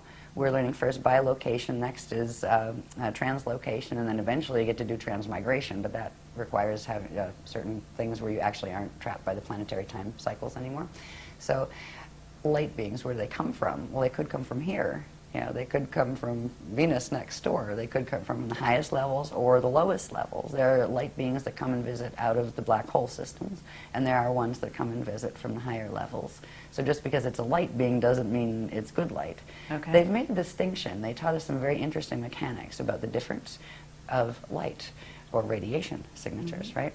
There's something called Shalaya, living light, and it's a very specific configuration. It is created out of 3 units that form a light unit, and matter forms actually build out of these, right? And there is another type of light that forms through using actually the natural light, the organic light that comes from first creation, natural creation, organic creation, is the 3 balls. I don't have one here, but it's like, they call it the triveca, where it's like 3, 1 ball on top and 2 small ones, and that is what the structure of the light unit is. It has the ability for those the 2 little bottom balls to phase in and out like this and spark when they do. So it can generate its own quantum. So it's eternal, right? There's another type of light that is not organically occurring. It occurs by bending the natural laws of physics and using the various forms of the Death Star Merkaba mechanics. And that is called the Shona light field. And it is a dead light field. And it is made of, they call it the Vesica Pisces configuration, where it is just 2 light things together, like that, right? 2. And they spin, and they spark, but they have to attach to something in order to feed, or they're finite and their spin actually burns them out until they collapse and fall apart, which means the matter forms that they're built on collapse and fall apart. So they are finite light. And so that is, you know, the light beings. Is it a light being made out of a Shona field, or is it a light being made out of an organic Shalaya field? Same thing with orbs, right? Yes, you can have positive and absolutely. negative orbs. I've met some very nasty orbs in my day when I was younger. I used to run from them. I was terrified of them, right? Because they would turn into Zetas, right? Yeah, the red ones you had to look out for with the Zetas. Yeah, I'm not saying all red orbs are Zetas, but yeah. So there's things that can be used. Just because it's a phenomena doesn't mean it's always good or always negative, right? Sure. That's where learning to sense encryption and that's very helps. valuable for people to hear. Yeah. Good. Okay, back to where are we? Oh, I'm going to go through this quicker. Are we here for ancient times? This is showing a close-up of that. These are my hand-drawn ones, right? Which, in certain ways, I can read them better, probably because I drew them. But they're much prettier when they're done on the computer. This is showing that same thing. It just happens to be tilted the way I drew it first, right? That's that same thing that was up the top before. And this is showing right here where our Vecca system is, right here. But this here is pulling it out so you can look at it a little more closely. Instead of just having the natural Cathara grid structure, right, which is the bones that our sphere there would be built on, there's this tilt, right? The bones are here, the natural Cathara grid, that's the Aquinas matrix, which is M31 Andromeda. And this is the Milky Way. Now, we're still energetically connected through Earth, right to, if you notice there's numbers on these little centers. They're called Cathara centers. Through number 3 on the Andromeda, or the M31 grid, and number 3 Earth on this grid. They are connected. That is the link that has been holding the Milky Way connected to Andromeda. And if the host mission was to try to help the Milky Way evolve back into its natural position, because if something gets stuck like that, eventually it'll fall and be off the grids where it will become finite until it burns out as quantum. So there's always rescue missions that try to bring something back. Earth has been a place of, and so was Tara before Earth became Earth down here. There was a star here called Ashayana. And that is actually the host star that the fragments of Terra were put in to begin this solar system down here in density 1. That's described a bit in Voyagers. But this is showing the offset, where this is the, say this is the north axis of M31. This is Milky Ways. They're off tilt with each other. And that actually creates distance in space-time. A couple million light years. What was it, 200 million? I forget. I used to know anyway. But so that's just showing in these maps. Now, you can see that just a little bit closer when you bring it in, just that little part. That shows those misalignments where this was the natural structure, and that's the structure of the M31 Andromeda galaxy's core template, right? And these are the 12 main stargates in that universe, by the way. This is our Milky Way system. And right here on the number 3 gate, that is where they're still connected. All right? These others, there's a whole set of these that show the black hole system. It's called the Procyon black hole, and it's a mess. I mean, it's just, you can see the dynamics of how it works and the energy twists and stuff. But I'm not going into that on this one, on this particular presentation, because it takes forever. But they're just showing the offset. So, and what this translates into is that distance that we're seeing between M31 galaxy and the Milky Way galaxy. But they are one, and that is our home system. And if we are going to ascend out of the vector matrices, we have to ascend through there. Anything in this matrix has to go out through where it came in from because of the encryption that you carry. You will carry the encryption of the gates you came out of, so you need to use them to go back, in the Adashi returns. So anyway, that's some of that. Anything more here? Yes, this just gives an idea of how this, when you put the probability, the Hara bodies, right, that form the probability sets. And if you see, look in here, we had a whole bunch of these, and bless Willa, her and Bob typeset them all the little numbers, so you know which lines, because this becomes important. We actually use drum codes to bring in very specific frequencies by using the numerical coordinates that go with the specific systems we're trying to bring the energy in from to bounce out the ones from the black hole systems that are coming in. I mean, it's quite sophisticated, the technologies they're showing us to use. Oh, okay, We're all learning how to beat on drums, right? You can't beat on it, stomp on the ground, right? You're an energy system, stomp, get the vibration in. But this is showing us the same thing that we were looking at before, where it shows the Eucharista map, right? And we're over here, but now it's showing the probability systems that we're in. So where our little Cathara grid is, there's actually every one of these has a system that looks just like this, but a smaller one, right? And then every one of these inside of that has that. So you have all of these probability systems on each level. And you have what, at a certain point, you'll see there ones that are the metagalactic level.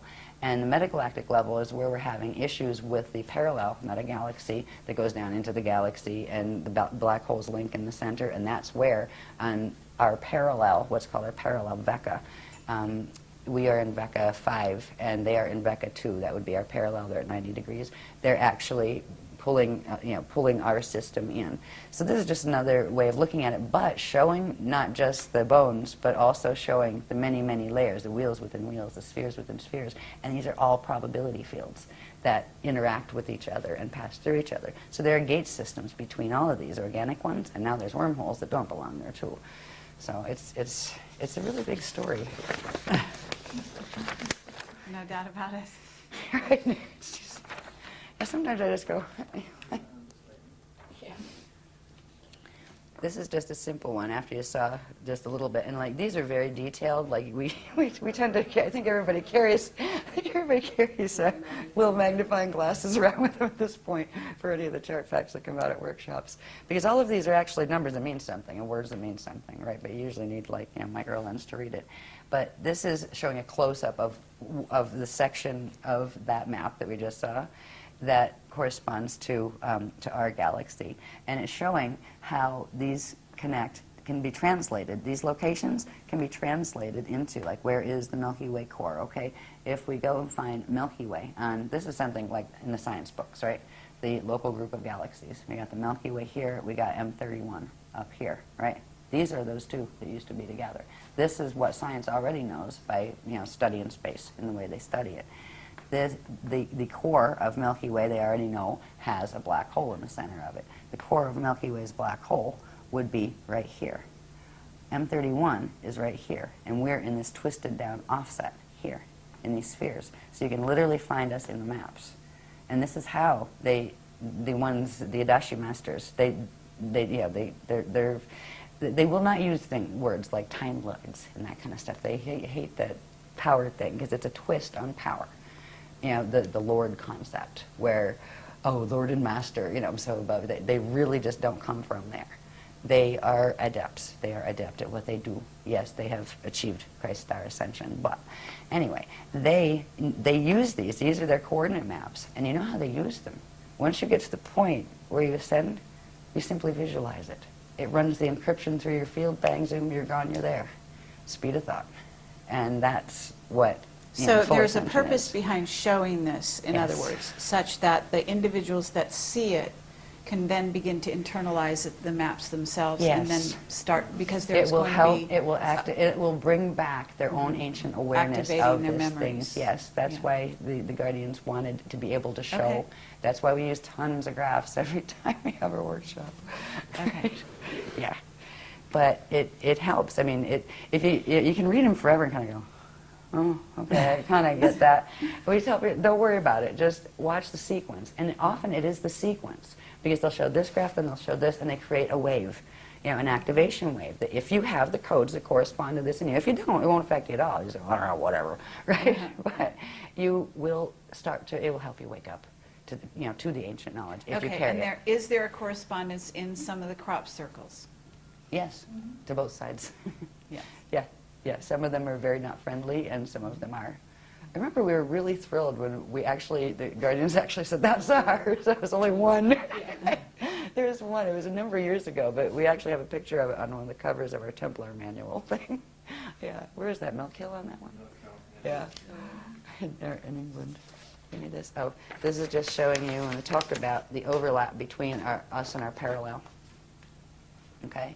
We're back in these maps again. These are called the probability maps, when we look at them with just the balls, without the And bones. when you're calling them probabilities, are you saying that, in other words, that means that certain things could change within these maps? That Certain means areas that could activate, certain other places could close down?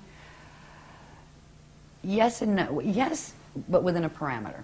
Okay. Within a set parameter. After a certain set of things occur, a probability locks in. Okay. And then whatever is in that probability must follow through to whatever the natural next point is. Okay. And that's what we've been stuck in. We've actually been stuck in this probability system on Earth for ages now, for many And what you're 100,000 saying years is the longer than we should have. probability system here locked in, and that's why they're doing a 200-year evac, as you call it. The probability locked in when the solar core closed, the sun is dying. All right, and that is going to start at some point create, well, red pulse, which is a vapor wave that takes out any life on the planet. And when that event happened, that is something that you can't go backward from. All right, so you are locked into that probability, and then there are various versions of what you might see, but certain things are going to happen, period. And you can't change them no matter how much you push out and visualize it, right? Or no matter how many people you get together to do a world peace meditation, right? Because we try to do those too, right, to help the grids. Yeah, so we did lock into that probability, and in when the solar gate things happened. The Okay, fact but is, I'd in our also system, like to talk about why or how that happened, that the sun did end up in that place, locked Okay. in. But we don't need to digress right here, but just for It'll future. probably get me in trouble if I answer that one fully. But don't I always anyway? There's a group of, there are a bunch of different, it's not just Zetas we're talking about. The Zetas are the little guys on the block. Don't even worry about them at this point. There's a group called the Thetans, and they also run a very popular movement on the planet. And there's another group called the Borgia. They are from a parallel Akasha, part of the black hole system. They have been trying to get control of the grids here. Everybody's fighting over the Death Star Merkaba, because it's here and it can be activated. So you're And now there's a saying bunch that of these- systems that are fighting over this, right? Well, they actually tried to activate what's called the Mica, the Mica Mecha complex. The Mica Mecha complex is a set. Mica is on parallel Earth, and the Mecha complex is here, and it is a set of wormholes that connect in through the Thetan grids. There's like certain implants here that the Thetans put in. So they actually tried to blast through to activate that and take it away from the other groups, FA groups, who were actually activating it. And it overloaded the solar core, and that creates a spasm. And when a prana seed spasms, it locks. And when it locks, it cuts the connection to the natural breathing that would happen between it and its dark matter template. And that is when Bardo starts. And the sun entered its Bardo cycle when that occurred. And it was grid wars. If you want to chalk it up to one thing, grid wars, again. This is stuff that is happening not because nature had it happen or God had it happen. No, this is because people are acting like crazies in this universe. They are. They're just like so far gone in the don't get it anymore that, we all came from the same place, that we're supposed to work together peacefully, and this crew just doesn't get it. The ones dealing with these particular Okay, but are you levels, talking mechanics. about, when you say Thetans and other groups, are you talking about off-planet beings that have come here, that are here? Maybe, are they physically incarnating? Yeah. Are they taking over bodies, that sort of thing? Yes, those Okay. two. Yeah.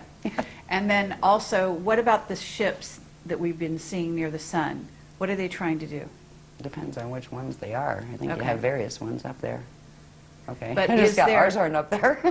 I mean- You just said, all right, Guardian said they're not theirs.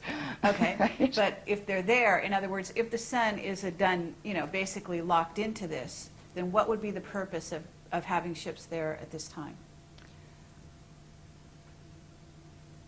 Okay, and it's got 2012, 2012, 2012. There's an alignment that's occurring in 2012 that has to do with the solar core. And whether or not its pranaseed is working, the alignment occurs because it doesn't involve the Rasha body or the dark matter template. They just said it has to do with 2012. I wonder if this has to do with what this workshop's about. See, every workshop they reveal another level of something, and this time they're revealing stuff about what they're calling the ancient arrow sites, the 12 plus 24 ancient arrow sites that the Guardians are activating this weekend. Okay? Yeah. Well, We'll know about it Monday. that brings us into the wing mech material, and we want to address that as well at some point. That's a better point after Monday, because that's what they're going to talk about in this Okay, workshop. well, there's a and I didn't know they synchronicity haven't there. they haven't mentioned it since Voyages was written. Mm-hmm. And I was just like, looked at some of the pictures, felt the encryption, going, oh boy, it's that stuff. Okay, pretty, but right? No, thank you. Some of it's all right, but some of it has that twist to it. But all of a sudden, I mean, what is the name of it? I don't have the thing here. It was a really funny title. No. they called the workshop the what is it? The makers of wings and other things. Okay. Yeah, and it's not just about that. And it's not the people that are involved with the wing makers site. These people are well-meaning people, and it's fascinating. They're trying to figure out what it is. Sure. But it's the particular group of the ETs that they're dealing with. These are a group of Nephilim. All right, they're called the Cortium, and they are part what is called the Necromaton Andrami hybrid with Jehovian Anunnaki. All right, the Necromaton Andrami are known as the Beetle people. All right, they had a lot to do with ancient Egypt and stuff. Yeah, and scarab worship and things, because their home form looks like that. Anyway, stop. Okay, I just got anyways. Okay. Talk about wing makers later. Okay. Okay. But I don't want to offend any of the wing makers people. I'm sure they mean well. But what we didn't know is, so they're saying, okay, we're going to do wing makers, so I have to go look up a little bit on it and what is this stuff anyway? And it's, all the sites I saw have the same story, and I have about a 4-second attention span when it comes to stuff I'm really not interested in anyway, unless the beloveds tell me I have to read it. And there's nothing there that said anything except, there might be a few other sites, there might be 7. The Guardian said they're the 7 broken arrows. We'll call them the ancient arrow sites, all of them. They're our sites. They were our sites. There are 7 of them that have been compromised, but there are 12 primary plus 24. So we're going to learn about what they are in this workshop. It's news to me, but I have a feeling they're connected to the Spanner gates, the Navajo gates. I just have a feeling. They're the one set of gates they haven't revealed the locations for, except for one. So you're They talking revealed about Spanner 24, and that corresponds to the 24 DNA and... the 24 strands of Yeah. DNA. They use 12s and 24s a lot in things like Stargate configurations and that kind of thing. Usually there's primarily 12, and then there's various other increments of 12. And we have to find out what the 24 other sites are. So it's Okay. like, here we go again. I'm one of the people that really enjoys going to workshops because I like what I learn. Because I don't know the information before I go. I don't know if you know this about the presentations. No, I didn't. I'm lucky if I get an itinerary. I've Oh. walked into workshops and gone, well, it's the orientation night. Hello, everybody. Thank you for being here. It's one of those mystery workshops. Don't know what it's about yet. I don't even have an itinerary. So right? you get downloads during the workshop? All during. Yeah. Okay. And And how then I do go you down and remember present it them. all? It comes through on a wave, and some And of it they sticks. record it? Some of it sticks. Okay. And diagrams. diagrams, many diagrams. Okay, interesting. All right. Yeah. Very good. Yeah, but it comes through live. It's Okay, always live. we're down to 3 minutes, believe Again? it or not. I don't know what happened at this hour. I could probably but- talk forever. Yeah, okay. What we found neat about these is the fact that, first of all, it was in direct response to the techniques that the guardians said to do. And they didn't let us know the first time, right? They said, just do these projection techniques and things. And it was a big surprise, right? And then they told us the calling, how to actually call them, and they showed up again. And they are the intricate ones and that kind of stuff. But it wasn't just like one person with a camera. This was like a whole bunch of different people, some of them the first time at a workshop, you know, saying, do I want to go to workshops or not, you know, getting orb pictures. And it was just like one of those little gifts, you know, from the universe kind of thing. You go, cool, we got orbs. We never looked for orbs. They found us. But now it's becoming important because we're learning a lot more about the orbs and what it means in relation to what needs to be done for 2012. Okay. You know, they're teaching us how to become orb whisperers, as they say. And it's hilarious because, like, when we're doing the dancing and drumming circles, you'll see people be like, you know, dancing and stuff, and there'll be orbs like dancing up on their fingers and That's stuff. lovely. Yeah. This diagram was it's a close-up of a certain section of the maps that we showed you before that plug into the, you know, pictures that science draws of the galaxy and that kind of thing. It's showing our Milky Way system and the M31 that we're a part of in our probability set in our Vecca. And over here is the parallel Vecca. And over in this parallel Vecca there is a cluster of fall systems. That is the black hole system called the alpha black hole system. They've created, as you can see, these probability fields, these balls within balls, overlap each other, right? And in part of their natural configuration, that there is an overlap between them. Well, what the alpha system is doing in the parallel universe is using the Metatronic Atlantean Death Star Merkaba technology to reverse, if you reverse certain currents using that technology, you can harness a certain part of the field next to you and drag it into your system. And that is what they're trying to do. This place in between here, normally they would just be normal pass-throughs, but this one is all convoluted with all sorts of implant structures that are wormhole structures. They refer to this as the dragon's eye. The word dragon comes in, actually, not because of big winged creatures, but there was a race that got involved with all of this very, very far back in time called the Dragoon. And the Dragoon races took sides over which sides of the fallen ones they were going to side with, and the Dragoon races ended up with some of theirs fallen, trying to help the others. And then you ended up with ones that wanted them all exterminated, ones that wanted just the one side exterminated, ones that just wanted the other. So the dragon races are actually the Dragoon race line. It is a reptilian-based race line, reptilian crossed with what are called equerry. And equerry are a group of the ones that originally were called aquerry before they fell. The aquerry are from the Aquarian matrix that are the hosters, the ones that are helping here. Some of them incarnated into the falling matrices to try to assist, and a group of them had, this is ancient, way like, you know, a couple billion years ago, they got ensnared in one of the fallen angelic dramas, and they ended up falling, meaning they ended up in a fall system and they lost their ascension codes. And the distinction with them is they became the equerry, where they use the E instead of the A on the front. And do they have a memory? Will they have a memory of when they weren't fallen? It depends on the fall, honestly. It depends on, because the blank slate technology, when this thing does its whole thing, it just completely wipes you clean, where you don't remember anything. You wake up and it's like, yeah, just born here. What am I? Who am I? Where am I? That kind of thing. There are, because that happens when the transition of that fall occurs, because there is a final point of transition when the Death Star Merkaba activates and literally rips you apart and drags you into another field and then kind of assembles you in a facsimile on the other side. There are almost like time capsules that they leave for themselves, so they can refine the memory, and when you refine it and discover it somewhere else, it puts that memory back in. So they will get a facsimile of the memory that, you know, that they would have had otherwise. But the fall codes, once the Metatronic activations in a body have taken place to where those Merkaba fields have activated to a 55 spin or higher, 55 or higher, there's no turning back for the gene code at that point. The consciousness is trapped in that body, and the only way out is a hosted bardo, which means when the body does its natural death thing, it would need help, the consciousness, just getting out of that body, and it would have to go through a rehabilitation process of that Kali Rama path of step back. and have to come back out and reincarnate into the matrix again to, to try to get back into the ascension thing. So. Okay, and I'm also going to ask you at some point about what are beings that are like artificial intelligence, but they are not, they don't incarnate. They're, in essence, clones without souls, without, you understand where I'm going with that? I think so.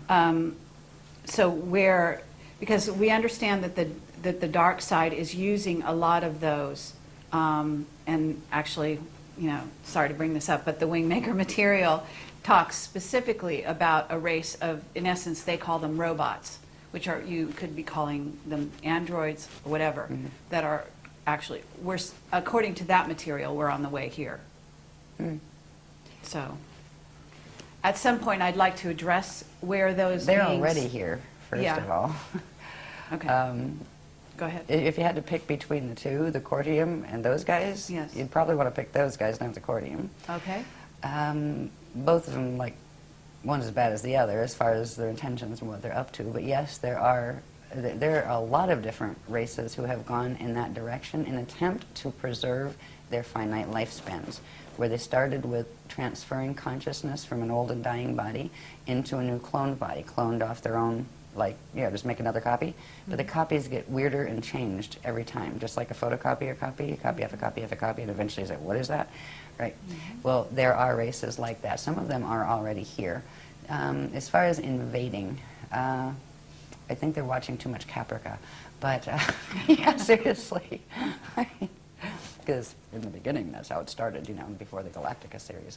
There's actually something that is, they're showing some of this drama in those series on TV. But as far as, we've not been, our team has not been warned about anything like that, as far as worrying about that being a problem. Okay. It's like, if it is, it's small compared to the rest of the things that are on the plate right now. Okay. Because it's not going to matter much if anybody invades if it rolls in 2012, right, the planet, right? It's not going to matter much then, because that would wipe out life here. It's not going to roll, though. Right. It would have if the intervention wasn't given, like pole tilt roll. I understand. Okay, so, and we can also talk about that. We can talk about, in other words, what was planned in terms of, are you talking about a pole reversal? Are you talking about a pole shift in which the planet itself would roll? Crust spin. I'm sorry? Crust spin. Crust spin, yeah. And that was planned for 2012, apparently. And you're saying it's been stopped? Postponed. Postponed, yeah, until 2027, is it? 22s? No, that's 2230. 2230, Yeah. okay. And then what's going to happen instead? We'll talk about that when we get through these Okay. pictures, because So- these pictures will help understand what we're walking into in the first place, or what we're walking around on in the first place. And once we, once we can understand that, then we can talk about, okay, what do you do about that? Especially when they're going to try to activate it and, make all of this stuff happen in 2012. There are Okay. certain things. I mean, we have really strange titles to some of our workshops. We've got Mirror in the Sky. We've got Orb Fest here. I mean, but they all mean something. There are very specialized grid dynamics that we are being taught, so we can anchor the frequencies here of the things that are actually creating buffer fields for some of this. And it's actually the fields that we're helping the Guardians to anchor. And they'd be able to anchor it alone if they were here, but you need an anchoring rod. And that's what our shield, we call it a shield, the group shield, anchors here the frequencies they send in, and they're actually giving a counter pull, so their 55 activation on the Merkaba can't go all the way in 2012. Because if it did, it would spin something called the planetary rods, and we'll see what they are in a little bit.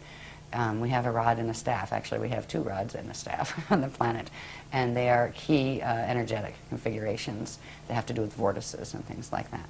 Okay. And they have made by moving the rods before, they have, well, they moved it from like Pangea to whatever the next stage was to the next stage. It breaks the crust, and it shifts it depending on what ways you pull the rods. And you have extinctions and things happen on the surface when they do that. They're planning to move the rods again in 2012, and we're not the little people on the ground, we're just helping the Guardians to anchor it, but the Guardians are going to stop that temporarily. They can't prevent it, but they can hold it off long enough to when the gates close. When the gates close, they have to pull their energy out. When they pull their energy out, that Merkaba is going to activate. You know, the Metatronic Merkaba the Death Star will activate on this planet, or what's left of the planet by then. So that's why evacuation Okay, can be and a good that thing. is sparking more questions, but I'm going to let you go on. Okay. Right. Okay, anyway, so that was the dragons. I just want to show you about that. It's in between our universe, which is really they call it the metagalaxy. It's our metagalaxy, Milky Way, and M31, and the parallel. And it's the parallel is the alpha system that has the black hole systems there that have wormholed their way through into our system that are trying to pull our system down as quantum food. Okay? Okay, yeah, great. Next one. Mm-hmm. Go on quick, right? This one is Yeah.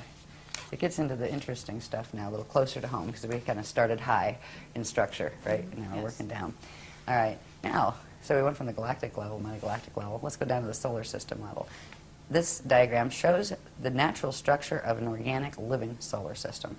Notice everybody has this little funny shape called, it looks like a Star of David or six-pointed star. That is a Merkaba star. All right, it implies a Merkaba field, which would be a three-dimensional, star tetrahedronal field around them.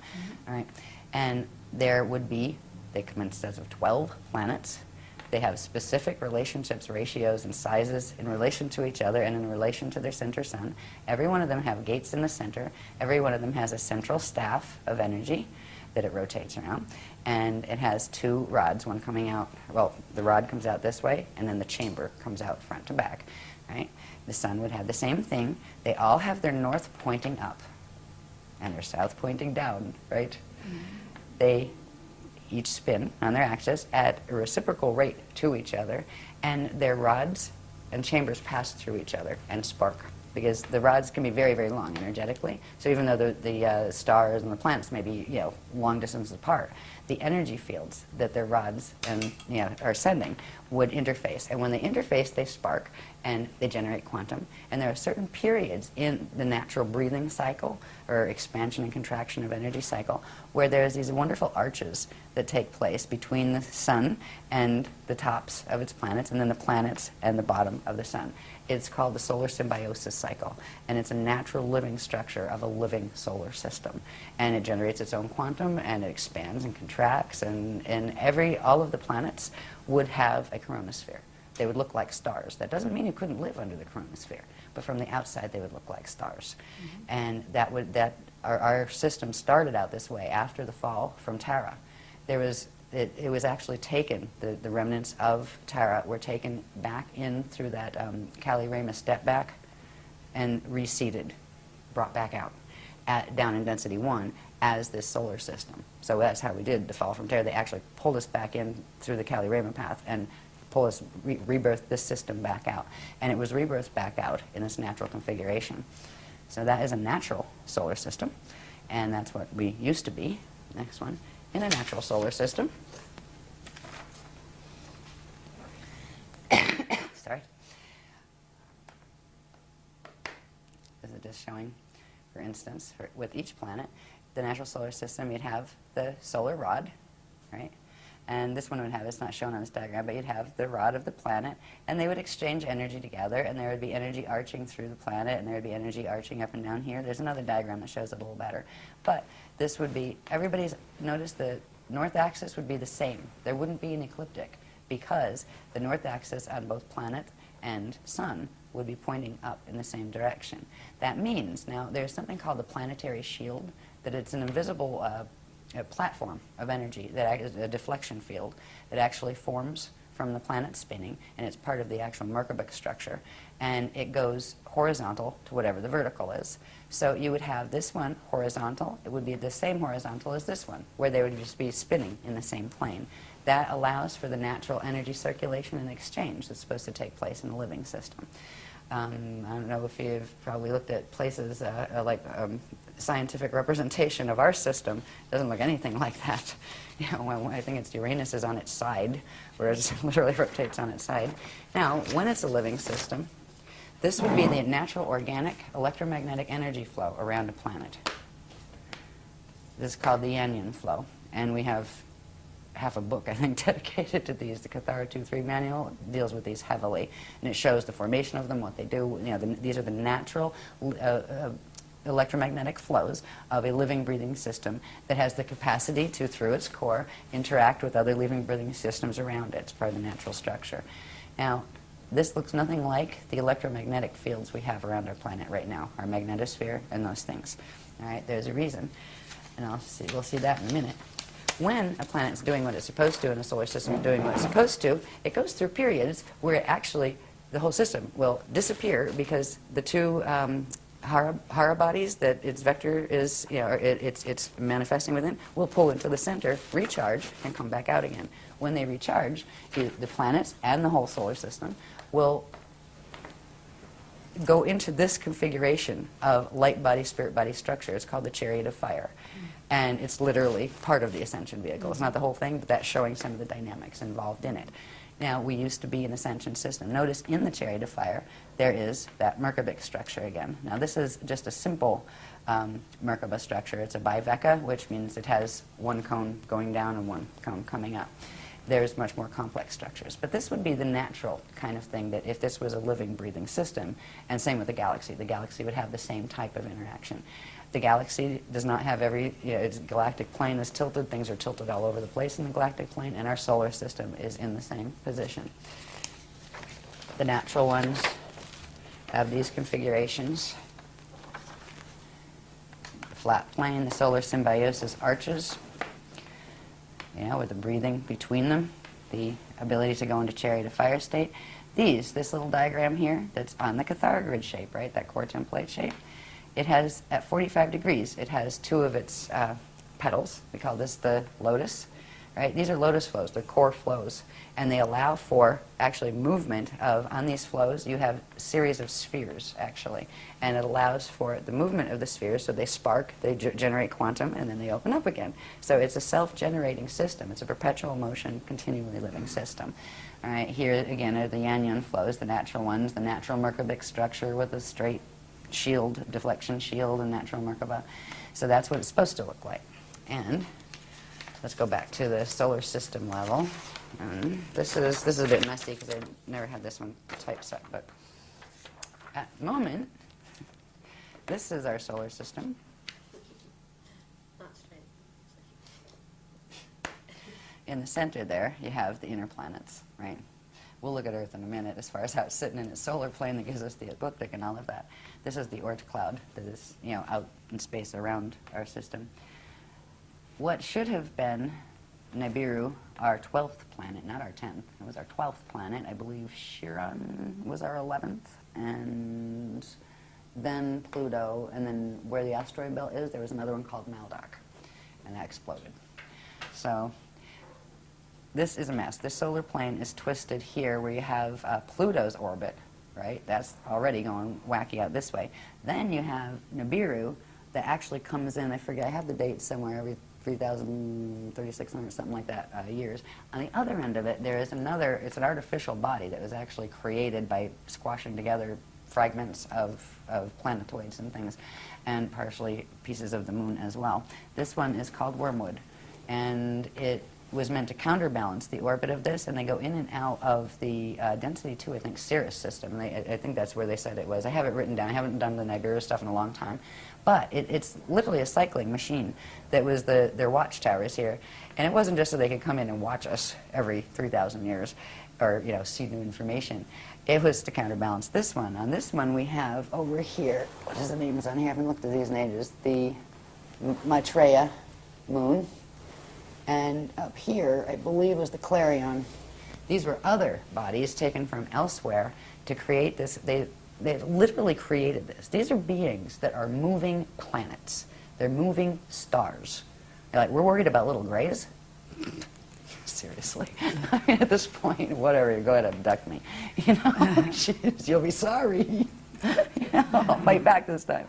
No, I'm just kidding.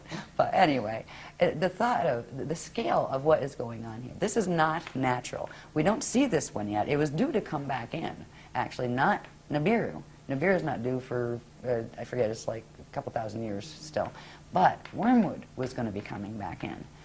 Fortunately, wormwood in 2003 became wormwoods because it was shattered. It was going into the orbit of parallel Earth at the time, because the parallel Earth is connected in here, the orbits of that, which we'll see later in other stuff. But it was at least shattered, but it is still a massive asteroid belt, or not belt, but mess. And it still potentially can come back in. If it does, it creates total havoc when it comes in.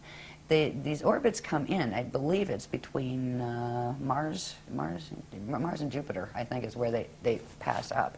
And it causes a bit of havoc on the system. When full rip is allowed, where they come in at a certain level of density, because there's a way they play with the dimensions here where they can bring them in without totally tipping the system, without, you know, totally wiping out the solar system. That's why they've been able to do this cycle before. But when the full gates are open and they allow this in a stellar activation cycle where they're activating the 55 Merkaba, it will actually, these will be used to flip the whole plane and drag it in. And they're literally, I don't know what kind of game you would call this, but they're literally using very advanced physics. So are you saying that they're all artificial bodies? Are you saying that Nibiru or No, Wormwood? that was one of the natural planets, or That was stars natural. from this, yeah. Okay. When- What once about Earth- Wormwood? No, that was created. I think part of it were pieces of the moon and something else. I remember they told us about that a while ago. The moon is not a normal body either. That's artificially created Yes. as well. And because it keeps certain things at certain spin rates that they have to keep in order to keep the vortex connections to the wormholes.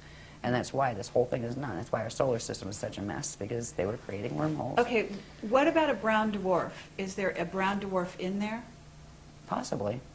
I know there's white dwarfs, like Sirius B. Brown dwarf. It's possible. I would have to ask them. Okay, so the other axis that you've got there are two other planetary bodies. What are they called? This one they call the Maitreya moon. Okay. And it was like a long time ago, a number of years ago, that they gave this particular information. So it's probably somewhere back, either like in the writings or on the videos, where they explain, you know, what is Maitreya, you know, where'd that come from? Because some of this stuff they actually dragged in from the parallel system to, you know, to counterbalance it. Clarion, this one up here, it was related to, I think it was a piece of the other one that's, what was that? There's Clarion and there's the other one that was a normal part of here, Chiron.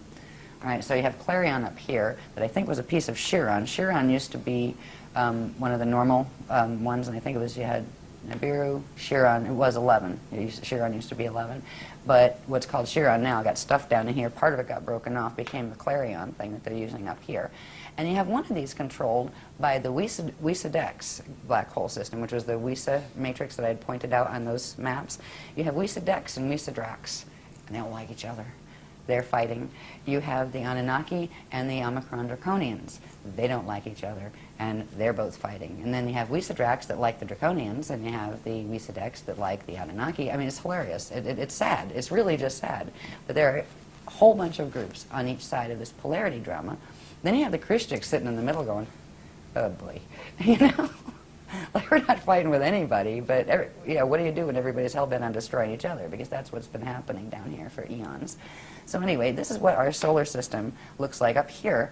This artificial, it's like a wobbling orbit. It's not just our planet that wobbles. There is actually a wobble created in the solar plane itself. It's actually taken the solar plane where it doesn't sit flat in the galactic plane anymore. I think it's at around a 45-degree tilt to the, you know, to the galactic plane. And it also created this thing here that through the core, and especially in the closer to the core planets like Earth and the Sun, it has harnessed how fast things spin, which means it's harnessed the time pulse. So through this device, they have been able to progressively get control over how fast things spin, so they can synchronize the spins of things over here with the things that they're trying to merge them with on the parallel side. It's a bizarre and fascinating and horrifically morbid technology, this Death Star technology. Now, what that creates on a planetary level, when we look at our poor little Earth sitting in the middle of this, and it's not just that this has happened on the solar level. They've also put the same type of mechanisms in the planetary core and in the Stargate systems here to create the same effect, to plug our planet into that whole system. They've done it on the other planets too, the ones that don't have anything that has its axis that's not tilted the same as the sun. is either in its normal place and the sun got tilted, which is part of the case here, or it's not in its right place, because they should all be sitting on a natural, vertical and horizontal plane with each other. This is what we have right now. And like the science tells us this is normal and this is natural. Wow, our planet's tilted about 23.5 degrees and it does this cycle called the precession of the equinoxes. And we've got the ecliptic shield that cuts through. The sun's shield is here and ours comes here. This is totally twisted. Our planet is tilted. This messes up its entire system. It's not just tilted. This one here shows at least a relatively normal-looking cathara grid inside. There's a whole set of unsacred, not sacred geometries that go with the Death Star Merkaba stuff. It has to do with the shapes of the flows, where before we had, I talked about those, the arms that, the petals that stood out like this, and they're at 45-degree angles, and they phase and spark and generate quantum, right? There's another one that has them pulled down like this, where they look much more like a flower. We call it the daisy of death, or the bloom of doom, but they're phase locked, where they can't phase, and that means they can't generate quantum. It means it's a planet that is dying because it can't breathe. And that's one of the things, and it constricts the cathara grid at the center. And so something, I think we have one that shows that. What that also does is create a bulge at the equator where it squashes the natural spherical shape down. Hello to Earth. Is there also a correlation with the cross? In other words, the actual symbol of the cross reflecting what is in essence this frozen inability to Yes, yes, and even more. That has to do with the mutation of natural Shalea light units into forcing them into the Vesica Pisces dead light unit configuration, the sign of the cross. Yeah. The original cross has perfectly equal, and it's called the ruche, and it has perfectly equal. I think the Celtic cross is the closest you get these days as far as symbology. And it fits inside a circle, in other words, Yeah. because then it's... Yeah, I don't have mine on. Anybody have one on? It's one of our sacred symbols. So this is, right now, we have, this is all part of the mechanics of the Death Star Merkaba technologies. We have the unnatural precession of the equinoxes. This is called the sextant shield. It's actually it's a distortion shield of energy that keeps those vortices spinning at their tilted angle. It keeps us aligned with, we flip between being aligned with Polaris, which we are in that phase now, and flipping back into alignment with Vega. And we just keep cycling back and forth and wobbling back and forth in the precession of the equinoxes, and they're not normal. They just released when was Ireland, November last year? They just released some, October, yeah. They just released some fascinating things about the old pagan rites and stuff, and what this actually has done in its relationship with parallel Earth. This was done for a reason. The cycles of the equinoxes and the solstices have to do with alignments between parallel Earth and here, and between parallel Earth and the center of the Milky Way galaxy, the black hole there. And that's what we're looking at coming up on in 2012. And that's why 2012 was, the Mayans got the word it was going to be the end of times and those kind of things because of the dark road. Yeah, the dark road, all right. So these things, these configurations that we're seeing, the sextant shield is not the natural clock or shield, the natural spin ratio that you would have for the planet on its axis. They actually have been accelerating time for the last 13,000 years to make it faster so it would catch up with the parallel antiparticle universe so they could merge them. And it means our days have gotten shorter, our spin has gotten faster as far as on the planet and that kind of thing. There's other aspects to this that are created by this technology, and all of these go together, right? Like when you see one, it implies the others. Mm-hmm. This is our poison apple. This is the net field. Okay, now part of the poison apple isn't shown here. I'll show that on this one. But this is literally a containment net. It is a ashayana, which means that made of biveka light units instead of living light units, containment harness. And this is what the Death Star Merkaba actually creates around a planet, a system, or a body. When you work those Merkaba mechanics, this is what you're creating. It's a torsion field that constantly circles energy in on itself, but does not have a connection to anything outside of itself, except of what it can feed off at its center from its core. And this is there are 3 levels of this that actually move in Earth's atmosphere, and they can literally control. One of them runs through like the magnetosphere area, and actually there's 3 others down from that, so there's really four major layers of this. It controls, it reminds me of that whole thing, we control the vertical, we control the horizontal. Remember that show that used to say, I think Outer Limits or something used to say that on TV? Well, it's kind of like, yeah, they pretty much do. All of these net systems are plugged into things like the HARP machine. And I'm sure the Hadron Collider has something to do with activating all of these too. I heard they just had their first good test yesterday or something. Yeah, this week. Good timing. Right. Full activation. Yeah. So these net fields are responsible for literally wiping out the DNA. Science has already figured out that DNA is sensitive to a couple things. It's sensitive to radiation that can destroy DNA. It's sensitive to magnetism, electromagnetism. You mess with the magnetic fields, you mess with the DNA. That, just like it's blocking the natural currents and flows that would normally come into the planet, it does the same thing to the biologies on this planet. This is why we have no memory. It's wiped it right out of the DNA. It's actually still in there. It's in junk DNA. It's in pieces. That's what we're working with the technologies that the Guardians have to reassemble. And it does it through controlling the epigenetic overlay, which is the chemical sheath the science is just learning actually triggers how genes will behave in the DNA. Right? So it's a combination of both. But this is why we have no memory of our race memory or any of that. And this is what is holding the mutation in the body. Right now, our own biofields and the biofields of the life forms on the planet carry all of these same mutations. We carry these, we carry the wobble and vortices, we carry the phase-locked bloom of doom in their flows and all of that. And if we are going to ever get out of here while we have time left where the gates are open, it's amazing the gates are even open or even still usable after all of this, but we need to reverse mutate our bodies. And we have been working for 10 years with that. We've worked through the light body layers, we've worked through the spirit body layers, now we're into something called the Ajay body layers. That they're kind of, the Ajay body is interesting. It's like a combination between the spirit body and the light body and the atomic body, that once you master that, it allows you to actually do the transfiguration and turn into light. And the first stage of that is called glide, where you learn to bilocate, where you put yourself into orb. And you go elsewhere and bilocate and then come back. But you still leave a body here. The second stage is what we're working on now, is called translocation, where you get to the point where you can do a certain level of transfiguration of a certain quantum of your atoms into light temporarily, so you can go visit elsewhere and take your body with you, but you will still be keyed to the space-time imprint or encryption of this planet until a certain other thing happens, right? So that's called a slide 1. The third thing is called slide 2, or span. That's called where you learn how to not just translocate, where you're going to visiting and then come back, but transmigrate, where you actually can be free and you do not have to come back here, you don't have to incarnate back here. That has to do with releasing something called the Vibhati cell. That is the donated quantum from the egg and sperm of your parents. That was not your spirit body encryption.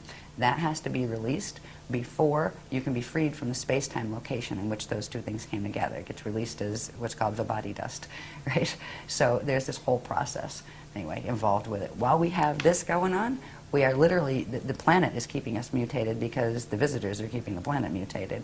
And at this point, good luck fixing the planet, because look at the solar system, look at the galaxy. This problem is going on all the way up into the galactic level. And there's a certain point where the quantum that is going down is larger than the quantum that can pull it back. And that is what's occurring, and that's why there's 200 years left on the gates, as far as 200 years Earth time. Okay, but isn't it true that the planet is a being? Yes. And also is going to be able to escape this? It chose the path of Kali Rama, which is the step-back path. Right? So Instead it's of the going path to of fall. implode and then re-emerge. Yeah. It'll go back into that middle density that happens to be called the edons. Out here, the density. Remember when we? I don't have one really. Yeah, I do. On this graph. Let me get my stickies off there too. When we have the Hara bodies, right? And we had the core, the inner, the middle, and the outer domains. They each have names. This outer domain area where we are now, where we're experiencing the Kali Yuga, that is called a radon, right? And this one is called an edon. And then this one, the inner one, is called an adon. And the core is called, what is it called? I can't even remember. It's been so long since I taught this. It's the core. Leave it at the core. But anyway, you've got the dawns, right? So this is the Garden of Eden, right? It's the step back to where it is innocent and pure. When you do the step back, it clears anything off your encryption that didn't belong there in the first place. And it's literally, they call it passing through the ring of fire in order to get back into the purity, and then you get to come back out again and try again. Or at least you get to try Okay, again. but I also have a question, was where is Tara in this equation? Because, Okay. All right, well, part of Tara is what we're sitting on. The solar system is part of Tara. The other part of Tara is when we look up in the sky and see Alcyone, the star Alcyone in the Pleiades cluster. All right, that is the remnant of what Tara was. So if you take Alcyone and take the quantum of this solar system here, minus the few bits that they put in that didn't belong here, that weren't from here, and you put all that quantum together, you would have had Tara. okay, In density 2. but my understanding was there was going to be, that once there's an ascension group that's going to leave here and go to Tara. That was before the Bridgestone project failed. Oh, That failed in 2003. I see. So at this point, the Voyagers books, you would not believe what we have been moving through since that. We're on mission upgrade 44, 45. Yeah, I have a list of them somewhere. Yeah, just because it's amusing to look at. Right, where you just see, oh my God, there's been that many mission upgrades. First, there was the attempt to salvage. This is all the stuff they're trying to do before the thing happened with the sun. Once that happened, there's nothing that can be done at that point. But we still have ascension, but it's like the fly by the seat of your pants. Keep these gates open, and you've got 200 years to get anything that's going up out of here. And that's what's happening at this point. So Voyagers was written 10 years ago. Yes. Yeah. A lot has happened. Okay, so, but okay, my mind's going too many places at once here. But if they're not going to Tara, and maybe you're getting to this, then where are they going?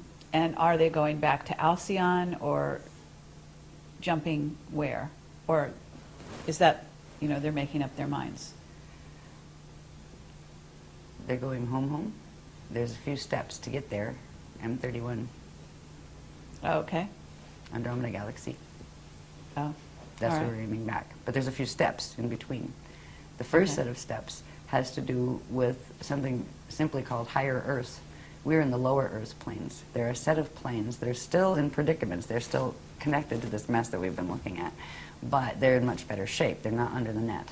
And that's the first stage, where we go to higher Earth. Then there's a level beyond that that's still part of the Earth plane's quantum that's called median Earth. Then, if we go back to remembering when they were telling us about the history of how they seeded the Amente rescue mission in and created the solar system, there was a host star here that Amente Earth had been seeded into, and that was called Ashale. So that will be the next stage. And from Ashale, we'll move through there's another layer that has to do with the level of energy called the Iridanus layer that we don't really have to get into because it gets very complicated as far as different types of energy. But it's another set in between before we get to Eartha in M31. But that is where we're going. And from there, that's where originally the encryption here emerged from. From there, you can go where you want, basically. Mm-hmm. But it's a process of getting, of re-evolving back to where we can do full Christ star. Evolution on our own, because right now we're being hosted. We're being given frequency to support us in the process until we can hold that frequency ourselves. So Tara was where we were aiming until the Bridgestone project failed. And at this point in this system, since those books were written, there were intergalactic wars that were taking place here that involved what was called the Eka.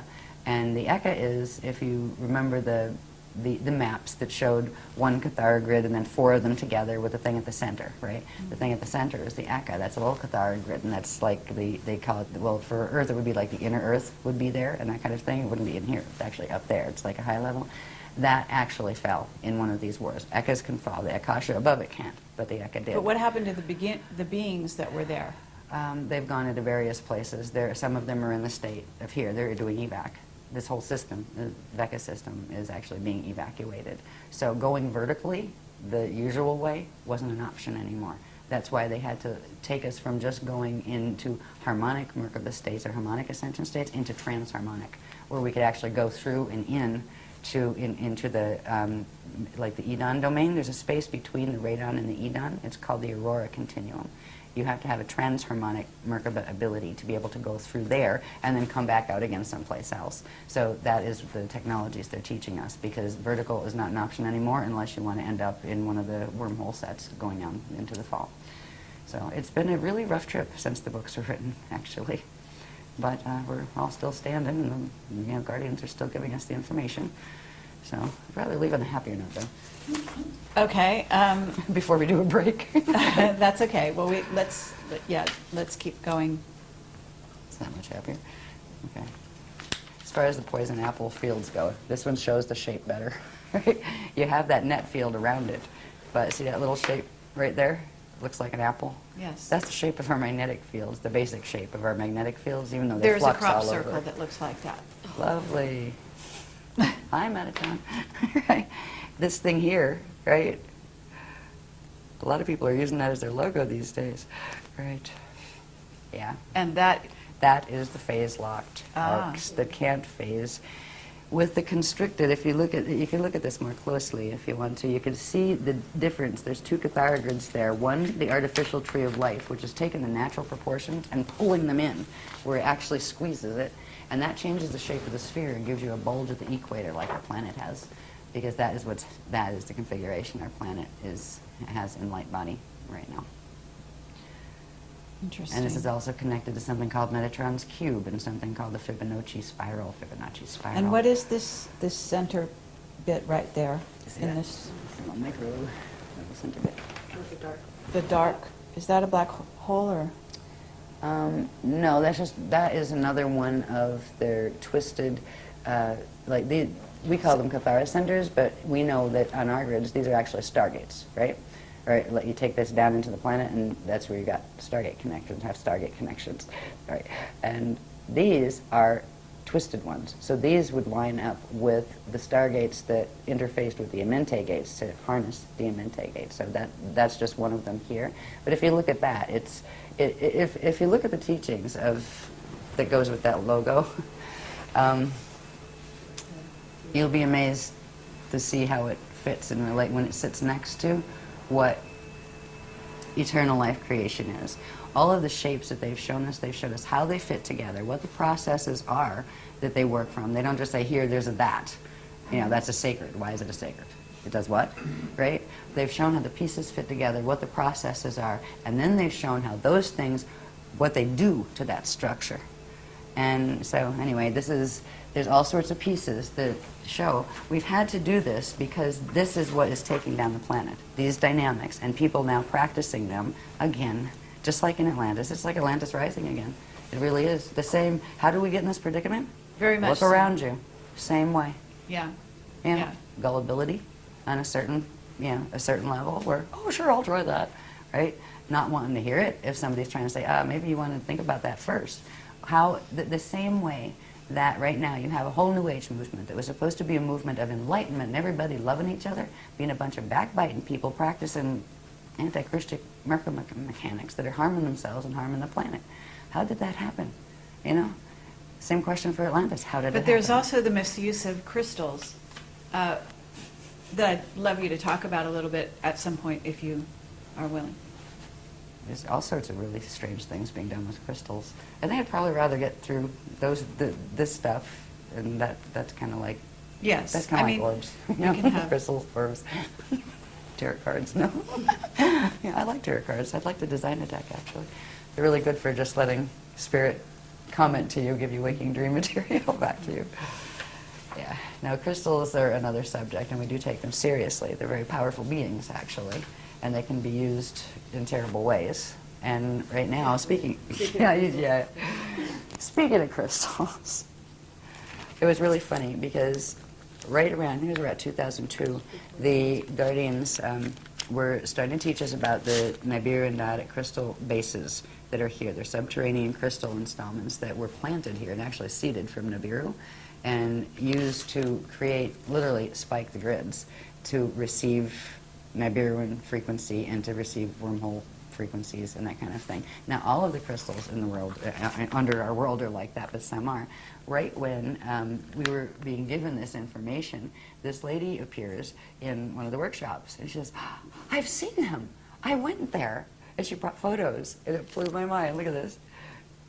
This is wonderful. Leela. Yeah. She actually was one of the few that got to go down there Is because that she knew like, the scientists. I think they're in Mexico? Yeah, there's Chihuahua.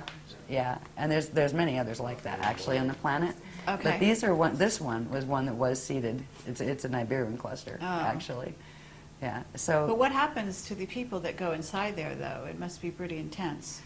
Well, they don't die from the heat. Right? It's like 107 degrees. Yeah. Yeah, it's really bad. Frequency-wise, well, they were. You could do interesting things with those. Now they're not so bad because the guardians have worked in a way that has recalibrated them, because there's been a whole bunch of deals and treaties going on, because the ones that broke the original Treaty of Altair that was talked about in the Voyagers book, they found that they lost that round, and the other ones are going to take them over and take over their grids. So a bunch of them handed their grids back over to us and kind of, we'll be nice now, right? It kind of comes down to a split between the Anunnaki and the Dracs, right? And the Dracs, you have Omicron Draconian, you have the other is Odedicron Reptilians, and a bunch of others. And then on the Anunnaki side, you have the Tothian Anunnaki, and which are like the snake people, and you have the Jehovian Anunnaki and a number of others. And then you have the Weeses taking sides. You have the Weesadrax, the Weesadex. And what about the Syrian Anunnaki? Where do they fit in? You have they can come both Jehovian. There's some Oh. Jehovian ones, Okay. and like Nibirian ones are primarily Tothian, but not all. Anunnaki tend to hang together, and then the really fancy Anunnaki gene code are the Enochians, all right, where they took both Anunnaki groups and created a master race, right, gene line. All right, so the Enochian Anunnaki, yeah, they're usually high Illuminati guys, running around with 33rd degree pluses and things. But hey, it's cool. Yeah, it takes a village.